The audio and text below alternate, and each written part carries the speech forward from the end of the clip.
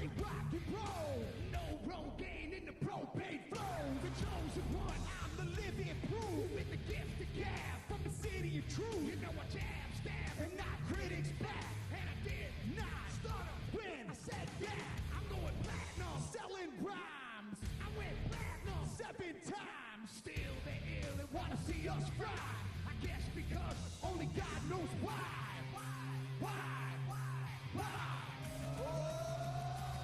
They call me cowboy, I'm the singer of black. Throw a fist in the air, let me see where you at. Say fight, fight. Say fight, fight. Say fight, fight. Now say Trump, Trump.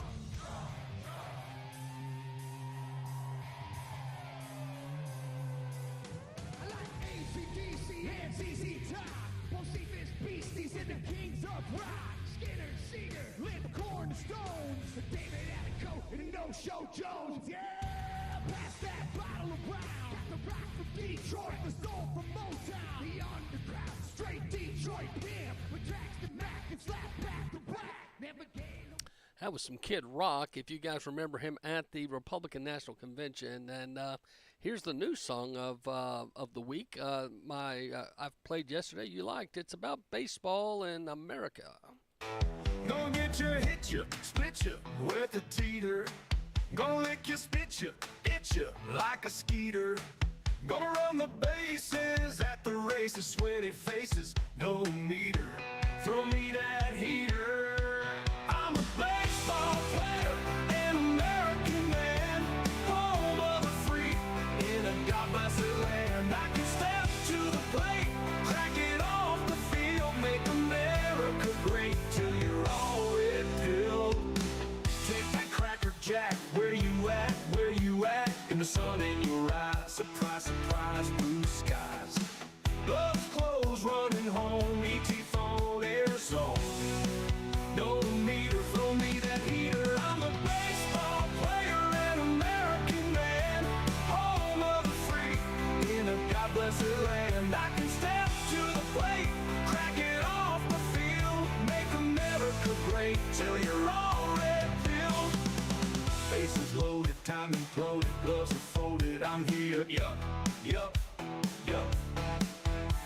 Get cash, mad dash, cold stash, mud and mash, it's going up. Eat my dust, snake lunch, munch crunch, that's what's up.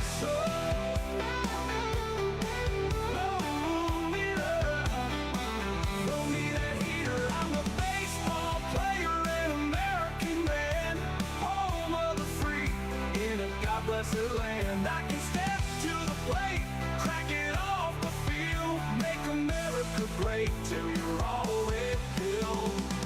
Apple pie and lemonade, splendid holes and serenades, home of the free, kept by the brave till the whole world saved.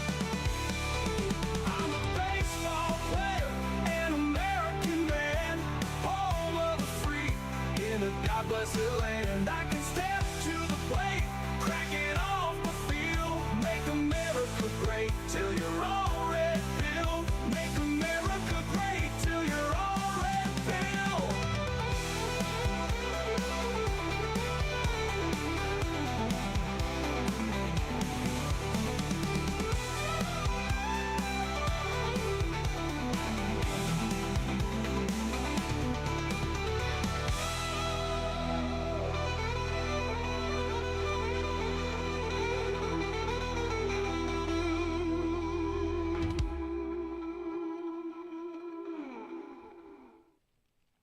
We're getting ready to go live in just a few minutes.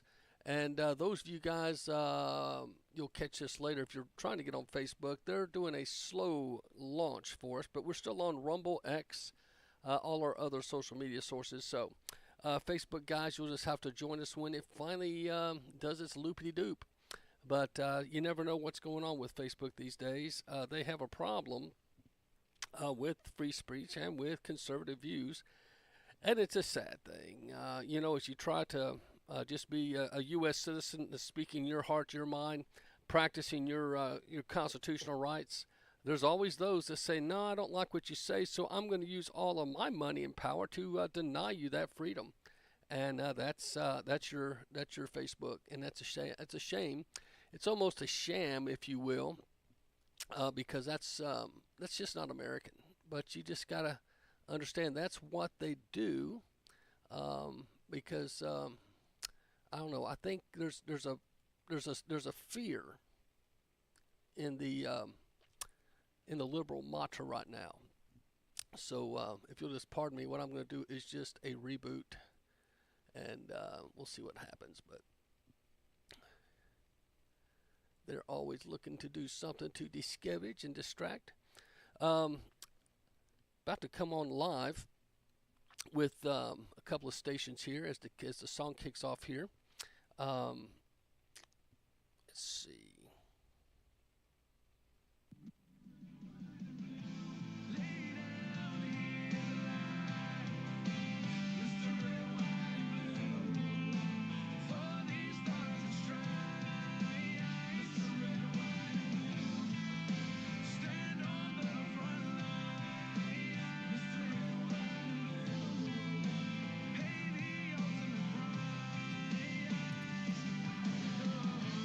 Welcome to the show, my friends. This is Macil Duncan, and we're broadcasting live from Chattanooga Radio here in a beautiful studio here. I appreciate USA Heartbeat brought this to me and said, hey, how would you like to broadcast from your office and not have to drive into a studio? I said, I like it.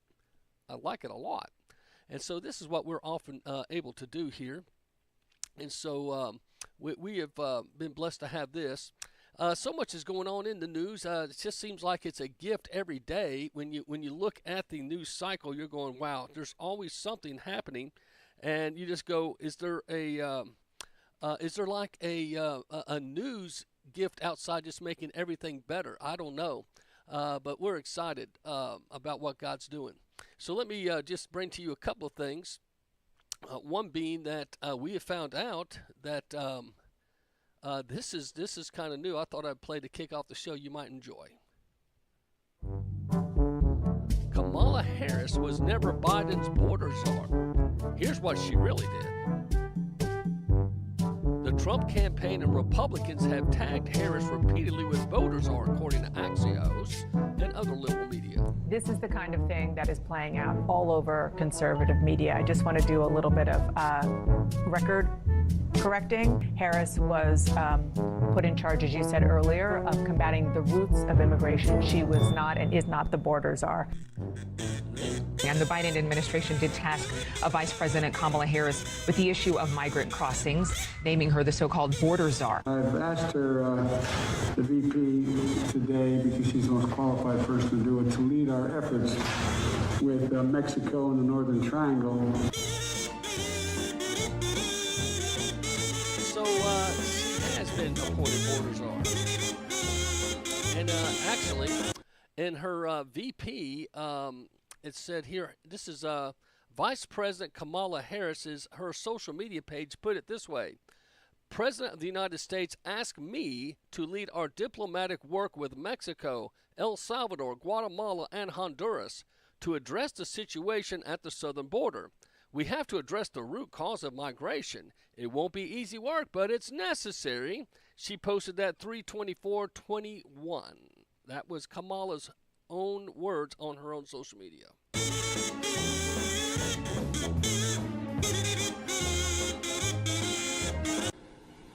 Do not come. Do not come. Remember her saying that? And what's happened? Well, in the 2021, 1.66 million have crossed. In 2022, 2.21 million. They set a record. Well, wait till the end of this year. They're already at 2.05 million at 2023, and they still got, 4 or 5 months to go. So the border czar is a failure, a dismal failure. And I think we all know that. So as you start thinking about this, and why is it that Kamala and the media are trying to repaint her, rebrand her? It just doesn't make sense, does it? Because you're going, why don't they own up and just say, hey, this is who she is. This is what she was asked to do. That, I think, would play a whole lot better than her trying to deny it and act like, well, this wasn't me. Well, this is on The View. This clip resurfaced about Kamala Harris, and she might regret this, but let's just hear it and see what you think. You could possibly, in this ideology of the socialist left, could splinter your party. Kamala Harris is just absolutely terrible. She is a communist. She is a socialist. She does not believe that America is a fundamentally good place. All of her policies in the past are perfect examples of that, and we have many of them. Here's one. Alexandria Ocasio-Cortez's new darling of the party. She officially has more Twitter followers than Nancy Pelosi. She was on 60 Minutes this weekend, proudly calling herself a radical. And she's promoting policies like saying that every single carbon emission in the country, every car, should be eliminated within the next 11 years, everything from a 70 to 80% tax rate. Do you agree that she could possibly, in this ideology of the socialist left, could splinter your party? No. I think that she is challenging the status quo. I think that's fantastic. Did you hear this again? This is on The View. Check this out. And she's and the audience claps. She wants to take away your car. Alexandria Ocasio-Cortez's new darling of the party. She officially has more Twitter followers than Nancy Pelosi. She was on 60 Minutes this weekend, proudly calling herself a radical. And she's promoting policies like saying that every single carbon emission in the country, every car, should be eliminated within the next 11 years, everything from a 70 to 80% tax rate. Do you agree that she could possibly, in this ideology of the socialist left, could splinter your party? No. I think that she is challenging the status quo. I think that's fantastic. I think that, I used to teach before, especially before in the last few years. And the thing that I always loved about teaching was when you teach, it requires you to defend the premise. Mm-hmm. And it requires you to re-examine the premise and question, is it still relevant? Does it have impact? Does it have meaning? And I think that she is introducing bold ideas that should be discussed. No, the socialists aren't doing anything because you are one of them. That was about 5 years ago. That means you got about 6 years for gas guzzlers, guys. You may want to get Teslas real quick, which of course that would upset them too, because then you're helping out Elon Musk. So this is going to be an interesting thing. Is this part of the strategy why they tried to make it the last possible minute to brain in Kamala so you wouldn't be able to do this kind of research and understand what she has stood for in the past? Now, interesting enough, there's a government supposedly neutral website that ranked her in 2019 as the most liberal senator at that time in 2019 in the Senate. That has totally been erased off the internet as of yesterday. Is that not interesting? So you got to ask yourself, why at this point are they doing that? And it's only to me because they have a desire to try to shut down and to try to take over this country, because I believe there's no way Biden could win. I don't think he won in 2020. I'm more convinced of that now than ever. I don't believe Biden could beat Trump now. They knew that, even though they're very angry. Even Jill Biden, I've got a clip to play later. So with that said, there seems to be a lot on the left that just feel, well, we're so desperate, let's just do something that's non-conventional. Even Black Lives Matter is upset. I was shocked to see this. Black Lives Matter demands the virtual snap primary for a Democratic nomination. Now, when the Black Lives Matter, which leans very far left, calls out the DNC, they've got problems behind the scenes.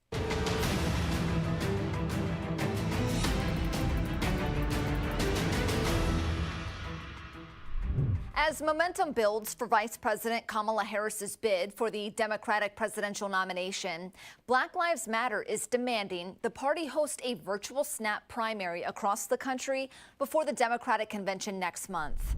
With President Biden now out of the race and Harris already securing the backing of a majority of Democratic delegates, the group is pushing the party to allow public participation in the nomination process instead of what they call a nomination by party delegates. The group saying in a statement, while Joe Biden wasn't our preferred candidate, we cannot ignore the troubling actions of the Democratic Party. BLM members argue that following the primary where millions of black voters weighed in, after one poor debate performance, the DNC party elites and billionaire donors bullied Joe Biden out of the race and are now attempting to manipulate black voters by anointing Kamala Harris and an unknown vice president as the new Democratic ticket without a primary vote by the public. This blatant disregard for Democratic principles is unacceptable. BLM argues if the DNC would have allowed earlier debates between President Biden and former President Trump, it would have likely allowed America to see the decline of Joe Biden in 2023. Instead, BLM says the DNC created rules that made it almost impossible for non-Biden candidates to appear on the ballot during the primaries. The statement continues, the Democratic Party, which has been the loudest in defending democracy, is now poised to commit some of the most undemocratic maneuvering to avoid listening to the will of the voters. BLM accuses the party of being hypocrites, stating that if Kamala Harris is to be the nominee, it must be through a process that upholds democratic principles and public participation. Black Lives Matter leader Shayla Maya Bowers said that this is not an attack on Kamala Harris or black women. And right now, we aren't questioning Kamala's qualifications or capabilities. This is about the nominating process and that democracies are stronger when political parties operate with primary systems that allow for genuine participation. So far, neither the DNC nor Harris's campaign has responded to requests for comment. For Straight Arrow News, I'm Lauren Taylor. For more stories just like this one, download the Straight Arrow News app. So that's what's interesting. So the Black Lives Matter is pretty much calling a spade, is saying you guys are cheating. Now, a lot of stuff's going on in D.C. and Washington, and there seems to be a concern here. I've got one clip here, and I think this is it's just egregious to know that pro-Hamas supporters are going through D.C. burning flags, and they don't seem to be catching any opposition. Anti-Israel protesters flooding Washington during Prime Minister Benjamin Netanyahu's address to Congress, burning the American flag and raising the Palestinian flag in its place. Netanyahu with this message for these protesters. I have a message for these protesters. When the tyrants of Tehran, who hang gays from cranes and murder women for not covering their hair, are praising, promoting, and funding you, you have officially become Iran's useful idiots. Some of these protesters hold up signs proclaiming gays for Gaza. They might as well hold up signs saying chickens for KFC. Matt Whitaker is the former acting attorney general and is a Trump campaign surrogate, and he joins me now. Matt, what ally will ever fully trust our nation ever again when they look at the reception that Bibi Netanyahu gets when he is addressing our Congress on a war that literally is an existential war for Israel that he is trying to fight? What we saw in those images was sick, Matt. No, you're absolutely right. Watching it all day yesterday, I just thought to myself, you know, we have these great advantages of our liberal democracy. Our constitutional republic includes free speech. But, you know, this is going awfully far down the road of just outrageous speech because, you know, burning American flags, flying the flag of Palestine and having a near riot as the leader of another country who is in war and is an ally, one of our greatest allies, is speaking. I think it's just, it's too far. But at the same time, you know, this is what our founding fathers believed in. They believed in a marketplace of ideas, and obviously not a lot of Americans are buying what this group is selling. Thank goodness. Yeah, our own Griff Jenkins talked to somebody holding a Hamas flag. Literally, that's like flying an al-Qaeda flag in the moments after 9/11. It is unreal, but to your point, you're in America, so you're allowed to do it. Now, I've got a problem with that. Yeah, you're in America, but that doesn't give you the right, I don't think, to do such things. Now, some folks may not like this, but Donald Trump says that in a speech that if you burn an American flag, he believes that should be a criminal offense. Now, some of you may not agree with that, but I find it very interesting. And here it is, Daily Wire. Trump calls for jail time for demonstrators who burn the American flag. And don't you think that possibly that is a good thing? Former President Donald Trump said on Thursday morning that demonstrators who light the American flag on fire should face 1-year jail sentence. Trump called for jail sentences for flag burners during an interview with Fox and Friends co-host after an anti-Israel protester gathered in Washington, D.C. and burned an American flag as Israel Prime Minister Benjamin Netanyahu addressed Congress. Rarely have we seen anything like this, Trump said. And I think you should get 1-year jail sentence if you do anything to desecrate the American flag. Now people will say, oh, it's unconstitutional. Those are stupid people. Those are stupid people that say that. We have to work in Congress to get 1-year jail sentence, he added. When they've allowed to stomp on the flag and put lighter fluid on the flag and set it afire, then you are allowing them to do that. You get 1-year jail sentence, bottom line. Now, he goes, go all over the world, Putin, President Xi of China, all over the world, they're watching this. And this is sending a message of weakness. And I have to agree. It's very sad that this is seen as a form of freedom of speech. I know some of you are going to disagree maybe, but I can tell you this. This preacher can't promise a peaceful demonstration. If you try to burn a flag in my presence, I will do all I can to stop you. You may be bigger. There may be more of you. But it'll be on like Donkey Kong, I guarantee. I do not think burning the American flag is an appropriate way to express yourself. There's other ways to do that. Now, people take a knee during the national anthem. As much as I think that is ridiculous and abhorrible, that to me, that's freedom of speech. Okay, you're not destroying the flag. You're making a statement. But it's just an opinion. I really think it's very sad, and they're going out of their way to be such unkind towards Netanyahu.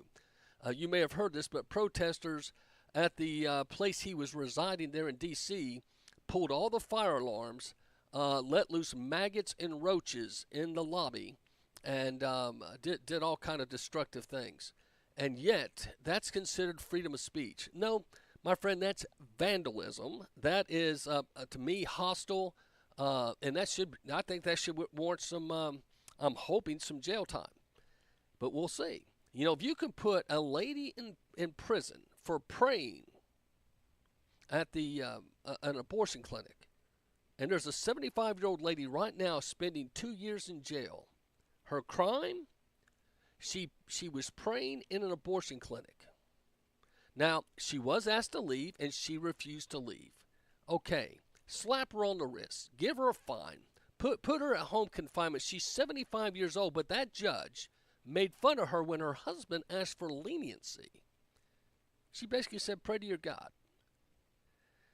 There's a problem with that here in this country, and I think a lot of us are just going to have to understand that's the world we live in, and that's why you need to make sure when you vote for somebody that's going to stand for your values. Now, progressive parents have brought up a generation of entitled, selfish brats. Now, that's the title, not me. That's the title of the Telegraph article. And I think it's very interesting. Progressive parents have brought up a generation of entitled, selfish brats. Okay? It's not hard to poke fun at today, cohort of climate activists. The sheer number of double-barrel names makes writing jokes feel too easy. But what isn't so funny is watching the whining from push posture protesters when faced with the consequences of their actions. I'm a die-hard when it comes to freedom to protest. I like to see police, crime, sentencing, and court actions repealed when someone innocently has been treated. But it's outrageous that citizens now have to prove to the police officers that they're being the right level of noisy to freely challenge our political leaders. So this article, it's on Telegraph if you want to read it, but the title is Progressive Parents have brought up a generation of entitled, selfish brats. That's probably what we're seeing in D.C. today. And the other thing is, my Georgia Bulldog reporter said a lot of groups have been busing in these kids into D.C. So it's rather interesting. Can't get to the one she sent me. She sends me so much stuff here. It's good stuff. But, here's a video of Gaza protesters being bussed into D.C. Who's paying for this? Farm Girl Carrie on X is posting that. So the D.C. protests you're seeing are people, and some of them, hate to tell you, use that term, they're paid actors. Sometimes you can see on the internet on different posts make $25 an hour to protest at a Trump rally. And some people were even asked at different times, you've probably seen them, what are you so upset about? And they don't have an answer. And what is it about Trump you don't like? They don't have an answer. And if you go back to the Kavanaugh hearings, you can remember when Kavanaugh was accused of raping and then Dr. Ford came back later and said it was a lie? Why is she not in jail? But outside, someone took a video. There were protesters out there, and around the building, someone was there with a wad of cash paying them. They were getting paid $100 a person to be outside waving and yelling at Kavanaugh. And when this guy went and engaged them and they said, listen, it's $100. I don't know about you, but I don't think you could pay me to shout politically at someone. Even I'm not a big fan of Obama, but you couldn't pay me. You couldn't pay me $1 million to go to a rally and shout things about him that's not true. I'm just not wired that way, you know. I'm just different. I don't know, but and I'm sure some of you are the same. You just don't feel that's appropriate. But we're raising a generation which feel that it's okay, all fair in love and war. No, we need to pray for some things to happen. Well, the IDF recovers bodies of 5 more Israeli hostages held by Hamas, including beloved kindergarten teacher. All these Palestinian from the river to the sea people, listen to this. On Thursday, Israeli Defense Forces announced the recovery of the bodies of 5 hostages murdered by Hamas after October 7th terrorist attack. The bodies of Staff Sergeant Tumar Yakalou, Amias 20, Maya Gordon 56, and Sergeant Gabrowski 19, and Oren Goldlin 33, and Raziv Katiz 51 have all been returned to Israel. According to the military and operations to recover the bodies, it was based on precise intelligence information obtained among other things. But one was a beloved kindergarten teacher. And these Hamas people, when they took, back in October 7th, when they were taking, and they filmed, they were raping and butchering people on video. And some of you want to stand up and put their freaking flag on your social media? You guys need to get a reality check. And then what's sad is Netanyahu comes to our country and is treated like he's some kind of criminal or third-rate representation, and it's kind of sad. But here's a local station. See what you think on their take. Israeli Prime Minister Benjamin Netanyahu was on Capitol Hill today trying to bolster U.S. support for his country's fight against Hamas. He spoke to a joint session of Congress today. Our Rashad Hudson joins us live now. And Rashad, this speech comes as tensions about the war are high. Kayla, Shannon, good afternoon to you. While Netanyahu was speaking to lawmakers inside the Capitol about his country's war efforts, outside of the Capitol were angry protesters over the war in Gaza. Outside of the Capitol, police pepper sprayed protesters and removed others who are all angry over Israeli Prime Minister Netanyahu's address to Congress, but mostly the humanitarian crisis from the war in Gaza. America and Israel must stand together. Netanyahu told lawmakers he is fighting to bring hostages home. We're actively engaged in intensive efforts to secure their release. Senate Majority Leader Chuck Schumer attended the speech. Even though I disagree with many of Bibi Netanyahu's policies, I will attend the speech because the United States relationship with Israel remains ironclad. Some Democrats skipped the speech, but notably absent from the speech, Vice President Kamala Harris. Typically, the vice president presides over a joint session. Standing in her place Wednesday was Maryland Democratic Senator Ben Cardin. Alabama Senator Katie Britt slammed the vice president for not attending the speech. Let's be clear, the vice president could be here today if she wanted to. She has chosen not to fulfill her duty. And tomorrow, Vice President Harris and President Biden will meet with Netanyahu separately at the White House. Kayla, Shannon. And Rashad, tonight President Biden will address the nation. What can we expect to hear from him?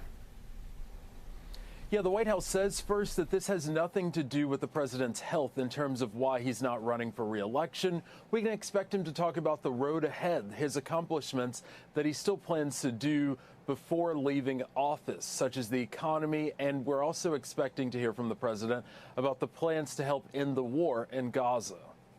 All right, Rashad Hudson reporting.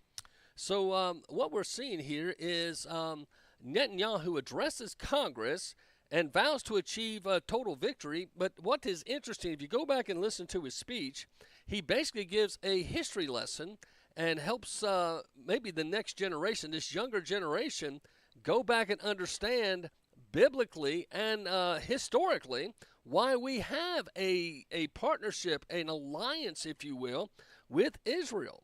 It's rather amazing that that's the case. Now, those of you on Facebook understand this. Facebook has shut down the computer here in the studio. I'm using my phone just to see if I can prove a point.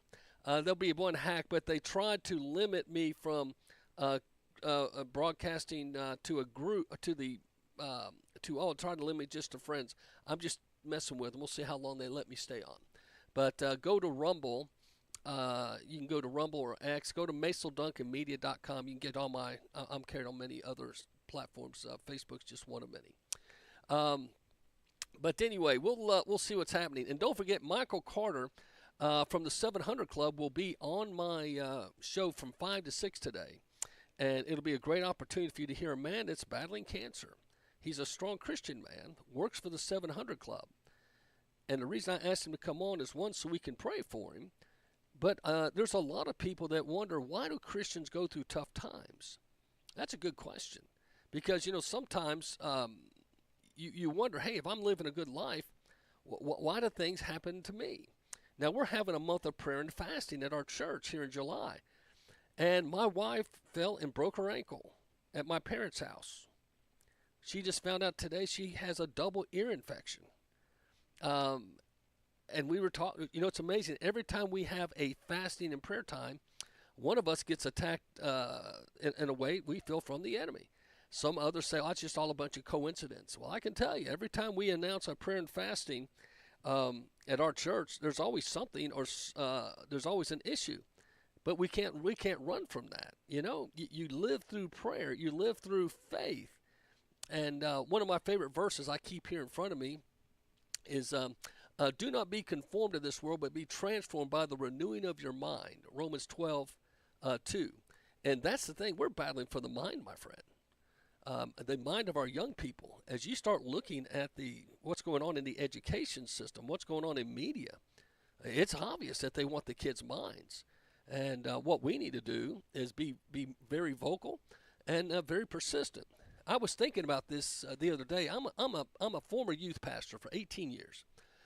I was at some very large churches. And I say that not to brag. I'm just saying at one time I was the highest paid youth pastor in North Carolina in the Southern Baptist Convention. I was paid a very good salary with very great benefits because I was a very large church. I had a $65,000 youth budget and a $50,000 fund if I wanted to use it for extra things. So after the 105 grand, if I needed more, I had 5 millionaires. All I had to do was ask, and they gave me what I wanted. We used to host big live concerts. I say that to say I remember training kids to go on mission trips. Have you ever done this, people of faith? You want to train your kids to be able to share the gospel of Christ, to go and make an impact around the world.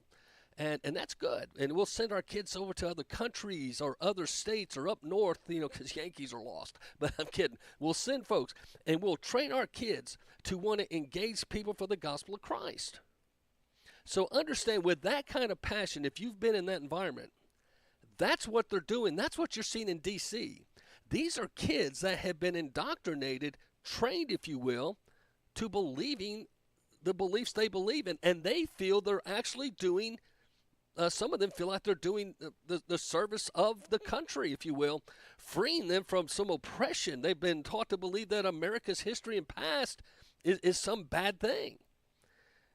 That's where we're at. See, Christians, we've lost the edge. We used to be the ones that sent people out. We used to be the mission-minded folks. Again, Southern Baptists, you guys used to be big. And we used to be the ones that set the pace for the rest of the country. We were the largest denomination, but we have fallen because of silly fighting, silly things. And you're seeing such an energy, such a commitment from the left. And I've said this before. Christians, you don't talk about sex and you don't talk about the Holy Spirit. And because you won't, the Holy Spirit's the power that lives within us. But sex, you let the school system do all the talking. And then we get mad when they say things we don't agree with. Savvy? I mean, we get upset when we hear, they're talking about transgenderism. They're talking about homosexuality. They're talking about all these things, and they're giving out free contraception. And that but you won't go down to a school board. You won't go to a PTA meeting or PTO meeting, a parent-teacher deal, because you're saying, well, I just don't want to get involved. That's the problem. Parents don't want to get involved, the Christian parents. But liberal parents and progressive parents, they're what Christian parents used to be back in the 50s, 60s, and 70s. Christian parents used to go down to the school boards, used to go down and say, listen, this is not acceptable, or this is acceptable. We got to get back to that. But it goes back to the church's teaching things called discipleship, and not just being worried about who's got the most people. If all you're worried about is how many people you can get in a building on Sunday morning, then bless your heart, you've missed the mission. That's not what God's called you to do. That's just my opinion. Now, the Christian U.S. soccer player thrown under the bus by a lesbian teammate as Olympics get underway. On the Gateway Pundit, they're talking about a paradoxical question for you. How can you be both a virtually protected class with an entire month dedicated to you and also be a perpetual victim? Good point. The answer is you can't, at least not without being an intellectually dishonest hypocrite. Speaking of those U.S. women's national soccer team is back in the headlines with the Summer Olympics right around the corner. And yes, the team is still as insufferable leftist as it's ever been. But in fact, the addition of a Christian soccer star, Corbin Albert, of the national team has only made the victim complex worse. You see, Albert's presence on the team is apparently such an affront to one of her fellow teammates, who felt compelled to throw her under the bus on Tuesday's episode of the Good Game podcast, ironically titled Leading with Love. One of the newest players has been getting different reactions from the fans than the majority of the team. Host Sarah Spain began a loaded intro, and that's Corbin alert. That is really sticky, tough situation. I'm just wondering how you personally are dealing with both the public reaction to Corbin and this sort of intentional response about her. Now, the reason I bring this up is because I believe this is the same thing happening to Caitlin Clark. Caitlin Clark had 3 strikes against her. She's white, she's straight, and she loves America. Most of the women on that team are lesbian. They hate America, a.k.a. Brittany Griner, who still kneels at the national anthem. And there's just a different... so they took, to me, one of the best players in the WNBA, and said you're not good enough. And then at the All-Star game, we all saw what her and Angel Reese did. I mean, Angel Reese only played 18 minutes and had a double-double in points and rebounds. She didn't even start the game. So these ladies that are past their prime are just jealous. They're whatever you want to call it. But it's in the soccer. Do you remember the colored hair soccer lady that was inflamed, major lesbian, and went very vocal? Subway almost went under. She was the spokesperson for Subway. Does anybody remember that? And Subway, it got so bad, Subway not only had to fire her, they had to bring in Peyton Manning and a bunch of good old boys and girls to be the spokesman, if you remember that, because Subway to this day still hasn't recovered. Some of us have good memories. I don't go to places that go against Judeo-Christian values, at least not on a regular basis. But this is the thing that's happening. You can go to the Gateway Pundit and read more about that. Now, in the Federalist, let's just change subjects real quick. A majority of likely voters believe the 2024 election will be tainted by cheating. Is that hard to believe? I don't think so. But you think about this. 62% of likely voters are concerned that the 2024 election will be marred by cheating. This new survey finds out. It's a majority of voters are concerned that the 2024 election will be marred by cheating, a new survey released by Rasmussen Report and the Heartline Institute. 62% of likely voters are concerned that cheating will affect the outcome of the 2024 election, including 37% who are very concerned.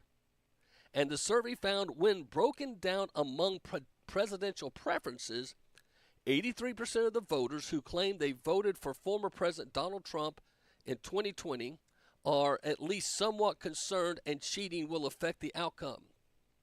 The survey found 42% of voters who said they supported President Joe Biden in the last election are expressing the same concern.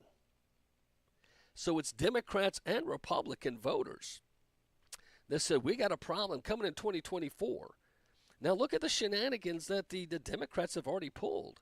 They wouldn't let Joe Biden be primaried. They ran a close primary and just anointed him. And they knew all along his cognitive ability was bad. And then somebody set up the debate in June, which is the earliest presidential debate we've ever had. It was a purposeful moment to trip Joe Biden up, because if you've watched CNN, MSNBC, NBC, and probably ABC, a lot of them, they would cover for Joe. One America News, which is the best, and then, of course, Newsmax, and then Fox News is finally coming back around. You'd find some of these the conservatives that would tell you, hey, Joe's losing it. But liberals and moderates don't watch those sources, so they were believing the lie. Joe's okay. We're finding out, no, he's not okay. And so here's the deal. So this kind of reporting now, and they're also finding out right now, Donald Trump, if the election were today, 26% of folks registered in the black community said they would vote for him. That's off two polls, a CMI poll and another. If he gets 26% of the black vote, the election's over. And many feel that's one reason why they had to go ahead and nix Biden and try to get Kamala in there. But we'll see what happens. The DNC doesn't meet this year until August. That's a late gathering. It's going to be in Chicago. The history of this is, as you may have already heard, the last time they had the DNC convention in Chicago was back when Lyndon Johnson, who was president after the assassination of Kennedy, announced he would not run for re-election. But he did a late announcement in March. So Dewey stepped up. You guys may remember Dewey and Nixon. Nixon's first run, it was against Dewey. And they almost pulled it off. Nixon had a tough race with Dewey. But they had the Democrats at least primaried Dewey, for at least to be some delegates. But they had such conflict at the DNC convention in Chicago. There was riots, there was burning. If you go back and just look about that, it's going to be back in Chicago again. Now, to remind you guys, who is from Chicago? Barack Obama. And I brought this up on the show last couple of weeks, just in case you didn't know. Who was his mentor? Also from Chicago. Saul Alinsky. Saul Alinsky had these things that's called the 8 Rules for Radicals.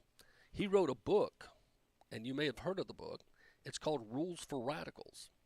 If you read the book, it's dedicated inside cover to Lucifer, the devil. He said the first successful revolt was led by the devil, Lucifer, and they celebrate that. Okay. And he came up with the new term community organizer, which is now a subject you can get at a lot of colleges, especially left-leaning. These are 8 things that Saul Alinsky said, if you get these 8 things, you can take over a nation. Does this sound like the Democratic platform to you? Number 1, health care. Control health care and you control the people. Number 2, poverty. Increase the poverty level as high as possible, and poor people are easier to control and will not fight back. That's why they don't want a middle class. They want you either really rich or poor. Number 3, debt. Increase the debt to an unsustainable level. That way you are able to increase taxes and they will produce more poverty. Number 4 is gun control. Remove the ability to defend themselves from the government. That way you are able to create a police state. Number 5, welfare. Take control of every aspect of their lives: food, housing, income. Number 6, education. Take control of what people read and listen to. Take control of what the children learn at school. Number 7, religion. Remove the belief of God from the government schools. Number 8, class warfare. Divide the people into wealthy and poor, and this will cause disconnect and it'll cause disruption amongst the people so they don't basically see what we're doing. So he also had a term that Stalin used called useful idiots. Now, interesting enough, Netanyahu used that term in his speech. Did you catch that? But who else used that term a lot? Well, she was, just to give you a quick background, there was a young lady that was called to be a missionary. She was in the Methodist Church. She was going to school to be a missionary, or so she thought. She met Saul Alinsky, and he turned her into a progressive, at that time, moderate liberal. And this lady, Miss Rodham, was going to be a missionary. But her senior year, she got so enthralled with being discipled by Alinsky, she wrote her thesis paper on Saul Alinsky as she graduated. Now, you probably know Miss Rodham, known as Hillary Rodham Clinton. Does it surprise you that the Clintons and the Obamas have such a control over the Democratic Party and a lot of global issues and global reach? So as you study Saul Alinsky, who mentored them both, think about these 8 things: health care, poverty, debt, gun control, welfare, education, religion, and class warfare. Health care, Obamacare, for instance. Did you know the Affordable Care Act was already in D.C. for almost 30 years before it passed? It used to be called Hillary Care. When Hillary and Bill first went there, in his first 100 days, they wanted to pass his health care, but they didn't have the support. So when they told you they didn't have time to read it, that's a lie. It'd been on the Hill for 30 years. But Obama pushed it past the line. So health care, Obamacare, as you will. Poverty, Because don't forget in healthcare, remember, if you didn't have their healthcare, you were penalized. You were taxed by not having healthcare. Do you remember that? Poverty, debt, gun control. That's the one thing on the list they haven't really gotten hold of yet. But if you notice what Kamala Harris said in an interview recently, she said we should learn from our Australian brothers and sisters on how to run a country. And the interviewer asked, well, what do they have that we don't? She says they control the guns. Now, Canada and Australia, during COVID, did you see when if any of them tried to protest, they were quickly gathered up. In China, welfare, take control of the welfare, education. Is there any reason public education is at the abysmal way it is? But I said this the other day, and I just want to remind you, that it wasn't just the Clintons and the Obamas. It's the Bushes. If you look back at Barry Soetoro, who is Barack Hussein Obama, he converted to Muslim. Before that, he was a Soetoro. His stepfather that married his mom, and the Soetoro wealth, it's one of the 10 wealthiest fortunes in the world. They don't tell you that. The Soetoro's very, very wealthy family. So as you study about the Soetoro family and the global impact they have on the World Economic Forum and the World Health Organization, therefore the UN, United Nations, then you understand why they would nickname him the Black Messiah and all these things. They wanted Obama because he was controlled opposition. Okay? So as he comes in, the one thing he came right after who was president? Bush's. And what did Bush pass through? Bush pushed through the No Child Left Behind. If you know now, because it was said, hey, if a kid in Michigan transfers to Tennessee, this way all kids stay on the same path. Not so fast, my friends. What No Child Left Behind gave the government is pretty much a pass to approve all literature and approve all things that are taught, and also make sure nothing gets in that they don't want or doesn't fit their agenda.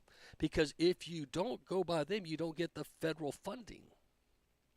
So what kids are basically taught now is how to take tests for federal funding. We don't teach them the basics anymore. And that's how CRT and all these things got in, because if you didn't teach it and go along with it, you didn't get the federal funding. So I'm trying to paint you a picture that this has been a long game that the liberals have been playing for some time.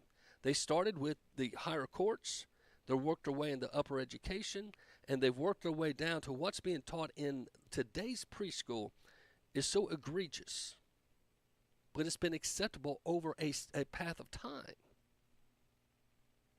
So, again, these 8 things, and I'll hush on this: healthcare, poverty, debt, gun control, welfare, education, religion, and class welfare are the Saul Alinsky's 8 ways, 8 rules for radicals to take over a country. Now, the other thing he put in there was, if you want something done that the community or the populace won't agree to, he has a strategy. He says, create a problem that's so bad that they'll accept your solution that they would not have accepted without the problem you created. Maybe like a COVID virus. We're seeing now, instead of a pandemic, that was more of a plandemic. Think about it. Those shots, you remember they called them the jabs because they were not FDA approved. And if you remember, too, Operation Warp Speed. Now, this is something I think Trump's got some explaining to do. He was in on the Operation Warp Speed. Now, the only thing I'll give Trump is Dr. Birx. Remember the scarf lady? She put in her book that they lied to Trump. I would just like to hear his explanation on this. But in her book, Dr. Birx, not my words, her words, she said the virus came to America in a box. She also said very clearly that they lied to Donald Trump. They said, we knew flattening the curve. You remember all that flattening the curve? She said, we knew he would not shut the country down for 2 years like we wanted. But if we got him to shut the country down for 2 weeks, then all of our friends in the media would pile on, which they did. And what do we know? We got shut down. And so what happened? A lot of folks. Now, you got to ask yourself during COVID, things that were essential. You know, you couldn't go to church. You couldn't go to the gym. You couldn't go get your hair cut. Those were not essential. But you could go get an abortion. You could go get liquor. And you could go get a lap dance because, you know, the nudie clubs, they're essential. We needed them for morale. Go back and look. Most cities would allow the nudie clubs, liquor bars were open, or the liquor stores, and you could get an abortion. I bricked out 3 egregious things to just compare the two.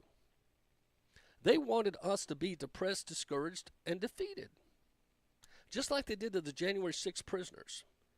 Now, I had one of the wives on my show a couple of times, and we've had her at our church. We did a love offering because Joseph was taken, and his crime was he was there, an Army veteran, at January 6th, and he stood there, you know, when they started pressing in the Capitol Police, he pushed back because they were stepping on an elderly man that had fallen. So they were using this bicycle thing as a big ramming rod. He's a big guy. He stepped, and he stopped it. It's on video. And he helped an older man up. Well, then they started swinging it and hit him in the head. Well, his combat skills kicked in. He grabbed the thing they're hitting him in the head with, and he defended himself, not swinging back so much as just keeping them from hitting him again. They finally overpowered, put him in a jail, and for 18 months, listen to this, he wasn't allowed a haircut. They wouldn't let him trim his nails. He wasn't allowed to contact anybody. His diet consisted of dog food. This is an American D.C. prison. Boiled eggs sometimes, burnt stale toast. And they were trying to break him. And they would come to him and say, listen, if you'll just make a deal and say Donald Trump told you to charge the Capitol, we'll drop all charges. He said, but that's not what happened. So he stood tall. And for 18 months, he wasn't allowed to talk to his wife and his 3 kids. Now his youngest son has a learning disability. And he couldn't understand why Daddy couldn't come to his birthday parties. Why was Daddy missing Christmas? Why can't Daddy be here for Thanksgiving? See, if you get close to some of these stories, it impacts you. So he was put in prison. And every time he had a law firm in Cleveland that were going to represent him for free. But as soon as the first meeting with the federal prosecutors came, they dropped him like a bad habit. They didn't want to deal with the feds. So the wife and the kids ended up on the couch surfing. They got kicked out of their apartment. Of course, he lost his job. She worked 3 jobs just to survive. I say that to say when, after 3 meetings with attorneys, finally a lady in New Jersey put together a fund and they started hiring Christian lawyers to defend these guys. They would fly in and had an agreed upon meeting for their trial. And then what would happen is, as the trial was supposed to take place, then someone would walk in and say, we'll have to reschedule. They did that 3 times so that they would waste resources flying in and preparing for a meeting. That's what our federal government did to some of our guys, and this is a veteran. But he would not make a plea agreement. Finally, he got his day in court, and he got 7 years. Now, 3 in the gulag, so he's now serving 4 more years. His crime, because he didn't agree with a presidential election, he went to support who he thought was the president. And you got these kids up in D.C. burning flags and doing the destruction they are. They probably won't get 2 days in jail, if not 2 minutes. There's something wrong. Something very wrong when this is allowed. Well, I got off topic there a little bit, but I thought I would share that with you guys. It's getting close to the 4 o'clock hour, and the other thing I thought I'd tell you is Gab founder Andrew Torah has now found evidence that Trump would-be assassin Thomas Crooks had an account on Gab. I don't know if you're familiar with Gab. I don't have a Gab account. And on the Gab account, the assassin, the guy that took a shot at Trump, was a Joe Biden supporter. They tried to say he was a registered Republican, but he was also a member of Antifa. You're hearing so much stuff about this shooter, this kid. The other thing that doesn't make sense was when they went to check his home, when the police went to check his room, his home had been completely wiped clean. There was no silverware, no garbage, nothing. It's like a CIA op team went in and cleaned the house. Wasn't any DNA for anybody in the house. Suspicious. So I just thought I'd tell you that. And the ABC reporter, it's still not been withdrawn. I played it for you yesterday, where he said, with George Stephanopoulos as the lead, and his field reporter said, what you're about to see is gruesome, where the government attempted to assassinate Donald Trump. He didn't say, oops, I didn't mean to say that. And that's what he said. Go to ABC News and you can see it for yourself. This is getting crazy, my friends. And the other thing you're finding out is that the FBI has now agreed to tell us some things they didn't want to. One is that there was drone. They didn't have any drones flying, but this kid was flying a drone over the site before the rally, days before the rally. How did he know where the stage was going to be before they even set it up? He had to have some help, guys. That's all I'm saying. I don't know who, but he had to have some help. So we had to count on Gab. It's some new stuff that's came out, and I just thought that would be interesting for you to know. James Carville, you guys know him. He's the guy that said it's the economy, stupid, back when he ran Bill Clinton's campaign. In the Huffington Post, James Carville delivers stark warning to Democrats over Kamala Harris. Interesting. Longtime Democrat strategist James Carville called for caution among Democrats and their mushrooming enthusiasm following President Joe Biden's decision to step down and endorse Vice President Kamala Harris. Carville had been vocal in calling for Biden to ditch his reelection campaign following the president's disaster debate, but he was in favor of a process, if you will, to allow some kind of voter interaction. Now, Biden has done what many did not expect. He pretty much anointed Kamala Harris.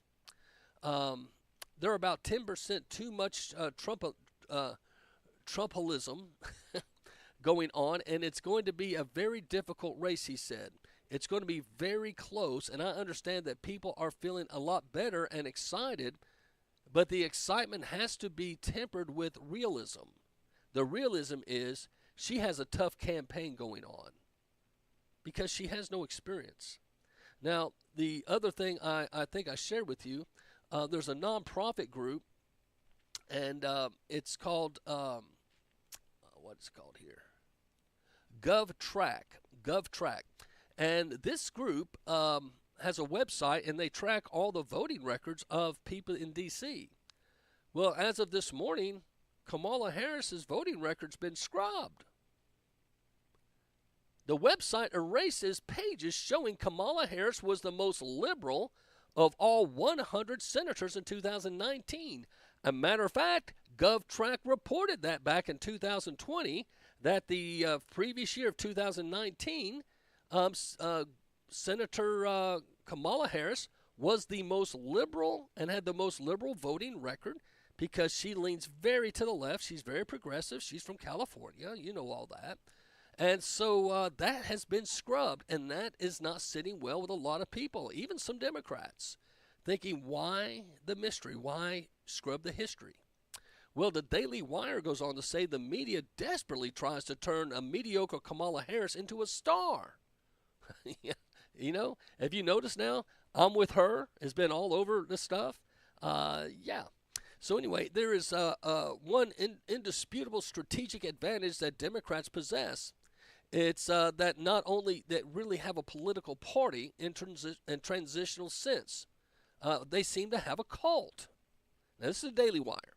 The slogan comes down from on high, and overnight the yard signs go up No human is illegal. Black Lives Matter, defund the police, and so on. They'll invest quasi-religious explanations for events they don't even understand and don't want to understand. And then they'll use the entirety of corporate media and academia to present those explanations as facts. Pretty clear. Now, what's interesting is Black Lives Matter has come out in protest in the nomination of Harris without a legitimate voting hearing from the people process. That's interesting for Black Lives Matter to come out and protest on Harris's nomination. I think that's going to be interesting. Also in the Daily Wire, Trump calls for jail time from demonstrators who burn the American flag. I mentioned this earlier. I don't know what you guys think. He says there needs to be a year of prison time. He was on Fox and Friends. I personally, I've said this before, I can't guarantee a peaceful demonstration. You burn a flag in my presence, I'm going to try to stop you. You may be bigger than me. You may have more people than me. But this old preacher, I will try to stop you. Now some of you say, well, that's not your job. Go burn it somewhere else. But I'm not gonna tolerate it. I'm not gonna sit back and say, get my phone out and take a picture of it and say, this is not good.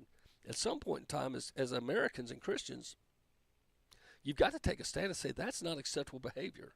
And it's not happening in my presence. Just like if someone tried to sexually assault a female, like on some of these subways, and people just break out their cameras and videotape it. Again, I may be outnumbered. I may not be the biggest, but I'll go down swinging. I won't let that happen. I would not let a lady get violated in my presence. I have a wife and 3 daughters. I just think that's egregious that people did that a few months ago, and that was just unacceptable to me. At 5 o'clock, I'll be talking with Mike Carter from the 700 Club, and we're going to be talking about cancer. Did you know 1.9 million people get cancer in America yearly? And cancer is on the rise, and a lot of people are concerned. And as a pastor, I deal with this a lot. People will ask me for prayer. They get the word. And you got to think about it. Is there any other word in the human vocabulary that scares you more than cancer? You're sitting in the doctor's office. He has the clipboard.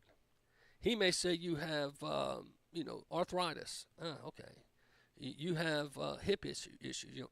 You may have something else. But if he says you got cancer, your ears are like going, say what? Your heart hits the floor. You're going, I don't understand this. I was 8 years old, and I had what you call blood in your stool. And I had polyps. Didn't understand that. But anyway, my father took me for a checkup, and sure enough, that's when I first heard the word cancer. Now, at age 8, I thought, what's cancer? And the doctor said, well, it's something inside your body, and if left untreated, it could kill you. Okay, I'm thinking, oh, okay, I'm awful young here. And I remember praying to God, God, let me live to be an old man. Now, you're going to laugh. I said, let me live to be at least 40. I thought 40 was old back then. Okay, I'm 59 now, so God has definitely answered that prayer. But I remember for 2 weeks it took to get the results. And for those 2 weeks, but then I learned a new word on the follow-up visit, benign, meaning we got it all. The test results showed that the polyp was benign. I mean, it's not going to grow. You're not going to die.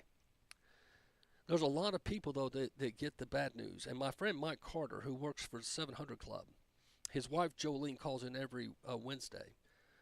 He got the news. Not only does he have cancer, he's got stage 4, meaning it's in multiple organs.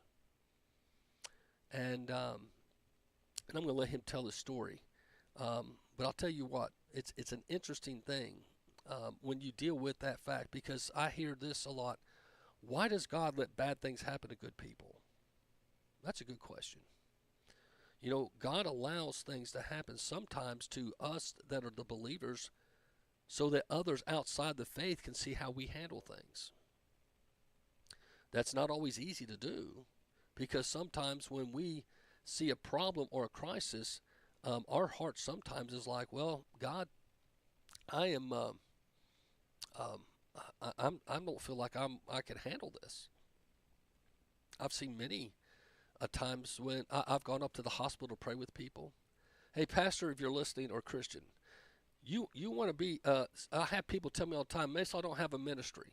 Okay, go to a hospital, walk into a waiting room, and say, I'm a Christian. Would anyone like prayer? I do that from time to time. Hands shoot up all over. They start crying. They can't even tell you what's wrong. And as you go in to offer prayer and hope, encouragement, let me tell you, there's a need for that today in our country. And so as you and I are dealing with that, my buddy Mike's dealing with it. This is where it's our time to shine. That's why I didn't shut my church down when COVID hit. Everybody was shutting their churches down. I said, not for a second, not a millisecond. I was in the pulpit every Sunday. The door was open, the altar was open, in the book. And some of you say, well, were you defying the authorities? No. And when they said only 10 in a room, okay, we had 10 in that room, we had 10 in that room, we had 10, and they were watching online, then we'd fellowship out in the parking lot. My point being, I was determined at the darkest times is our time to shine.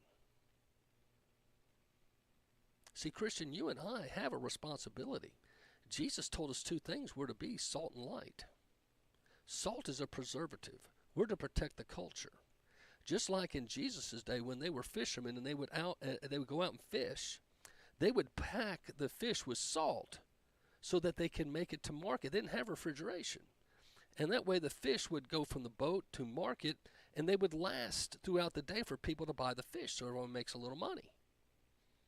And in the passage where it says, and when the salt has become tasteless or useless, then they would take that salt and they would put it to kill grass in pathways.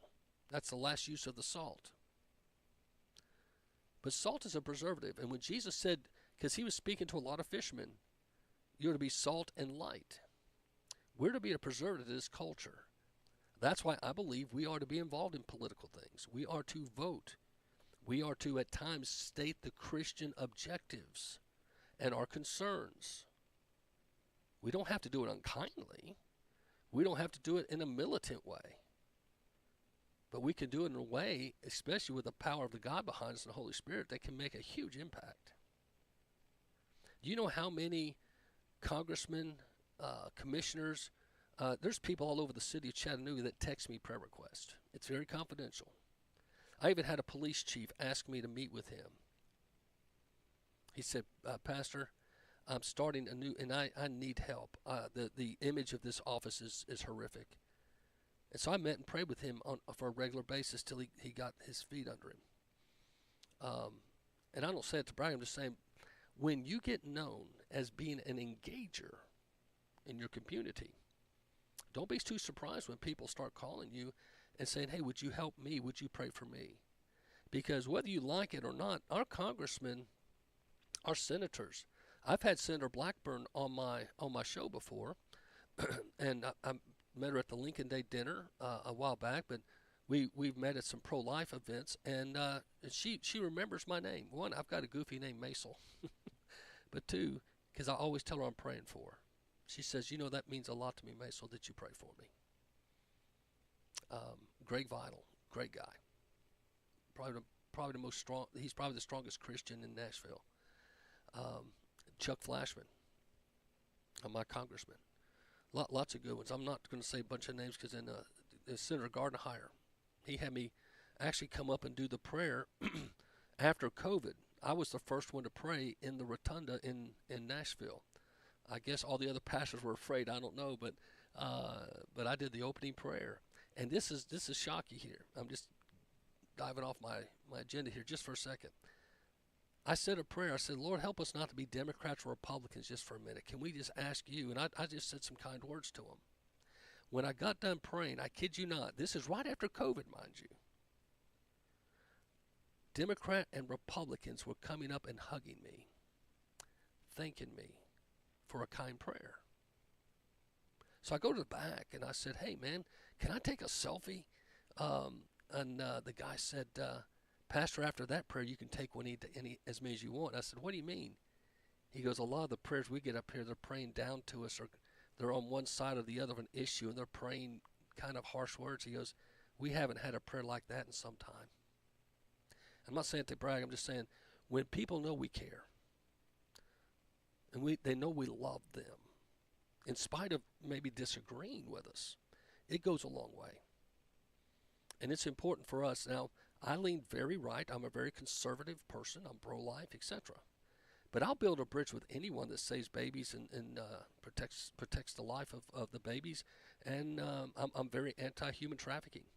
Those are my two big issues. When I vote, I'll look for who's going to protect the babies and the children the most. Yes, I'm a Second Amendment guy and all those other things.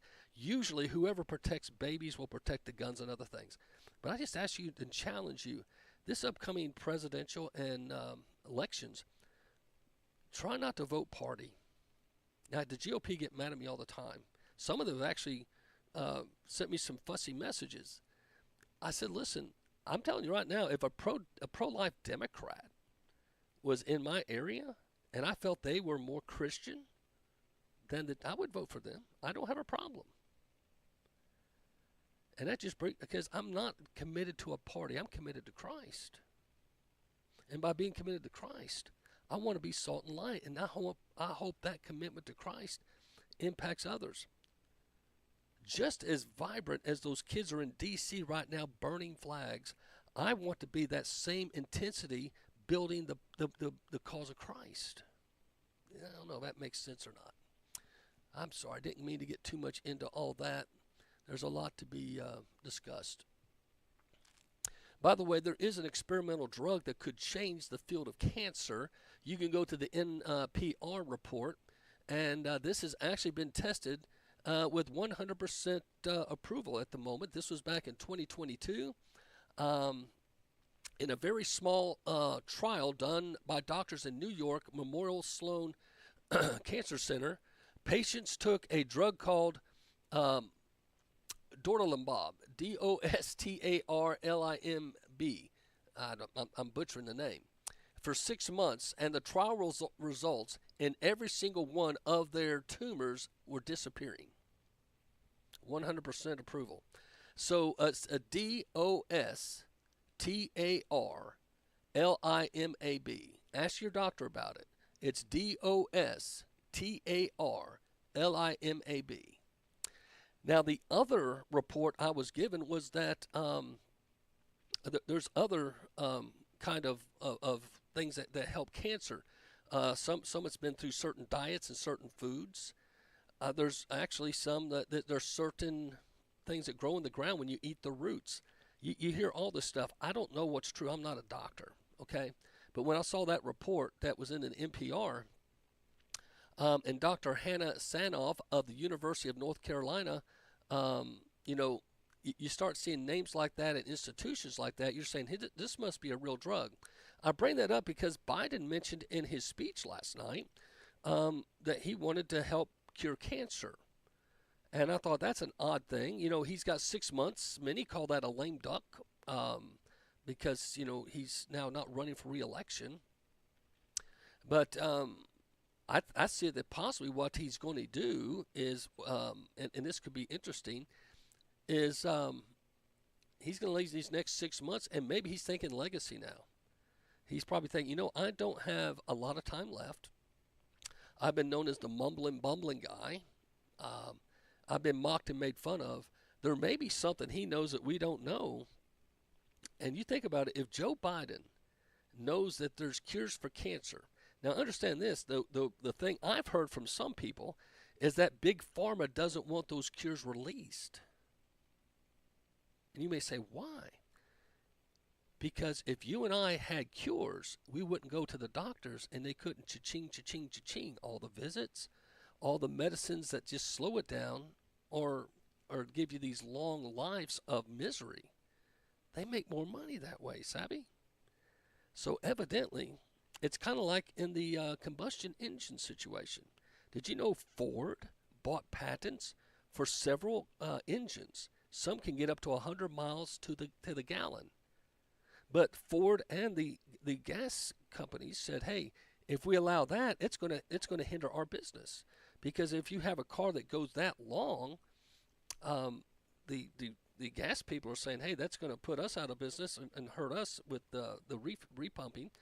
And the car industry was afraid folks would keep their cars longer and not want to trade them in. Go do the research on that.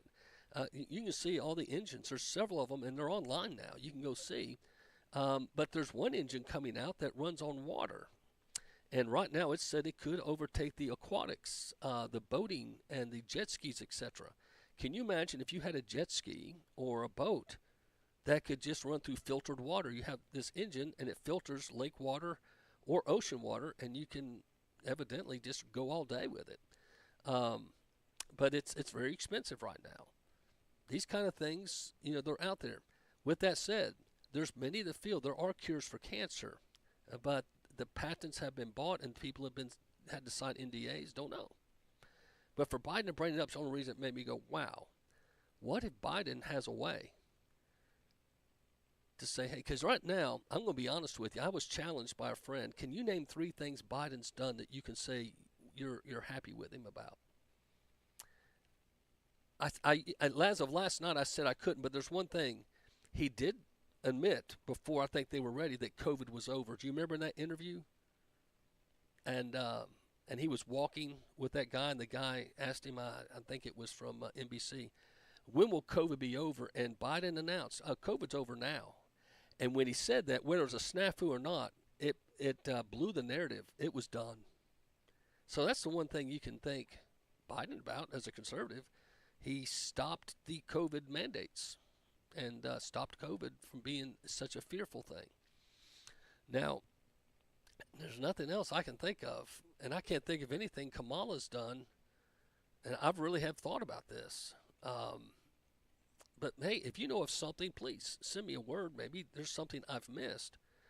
People said, well, did you find anything that Obama did? I said, yeah, there's some things Obama did. I've got to say I'm glad he did. One, it was Obama that pushed for national playoffs. I don't know if you guys remember that in football.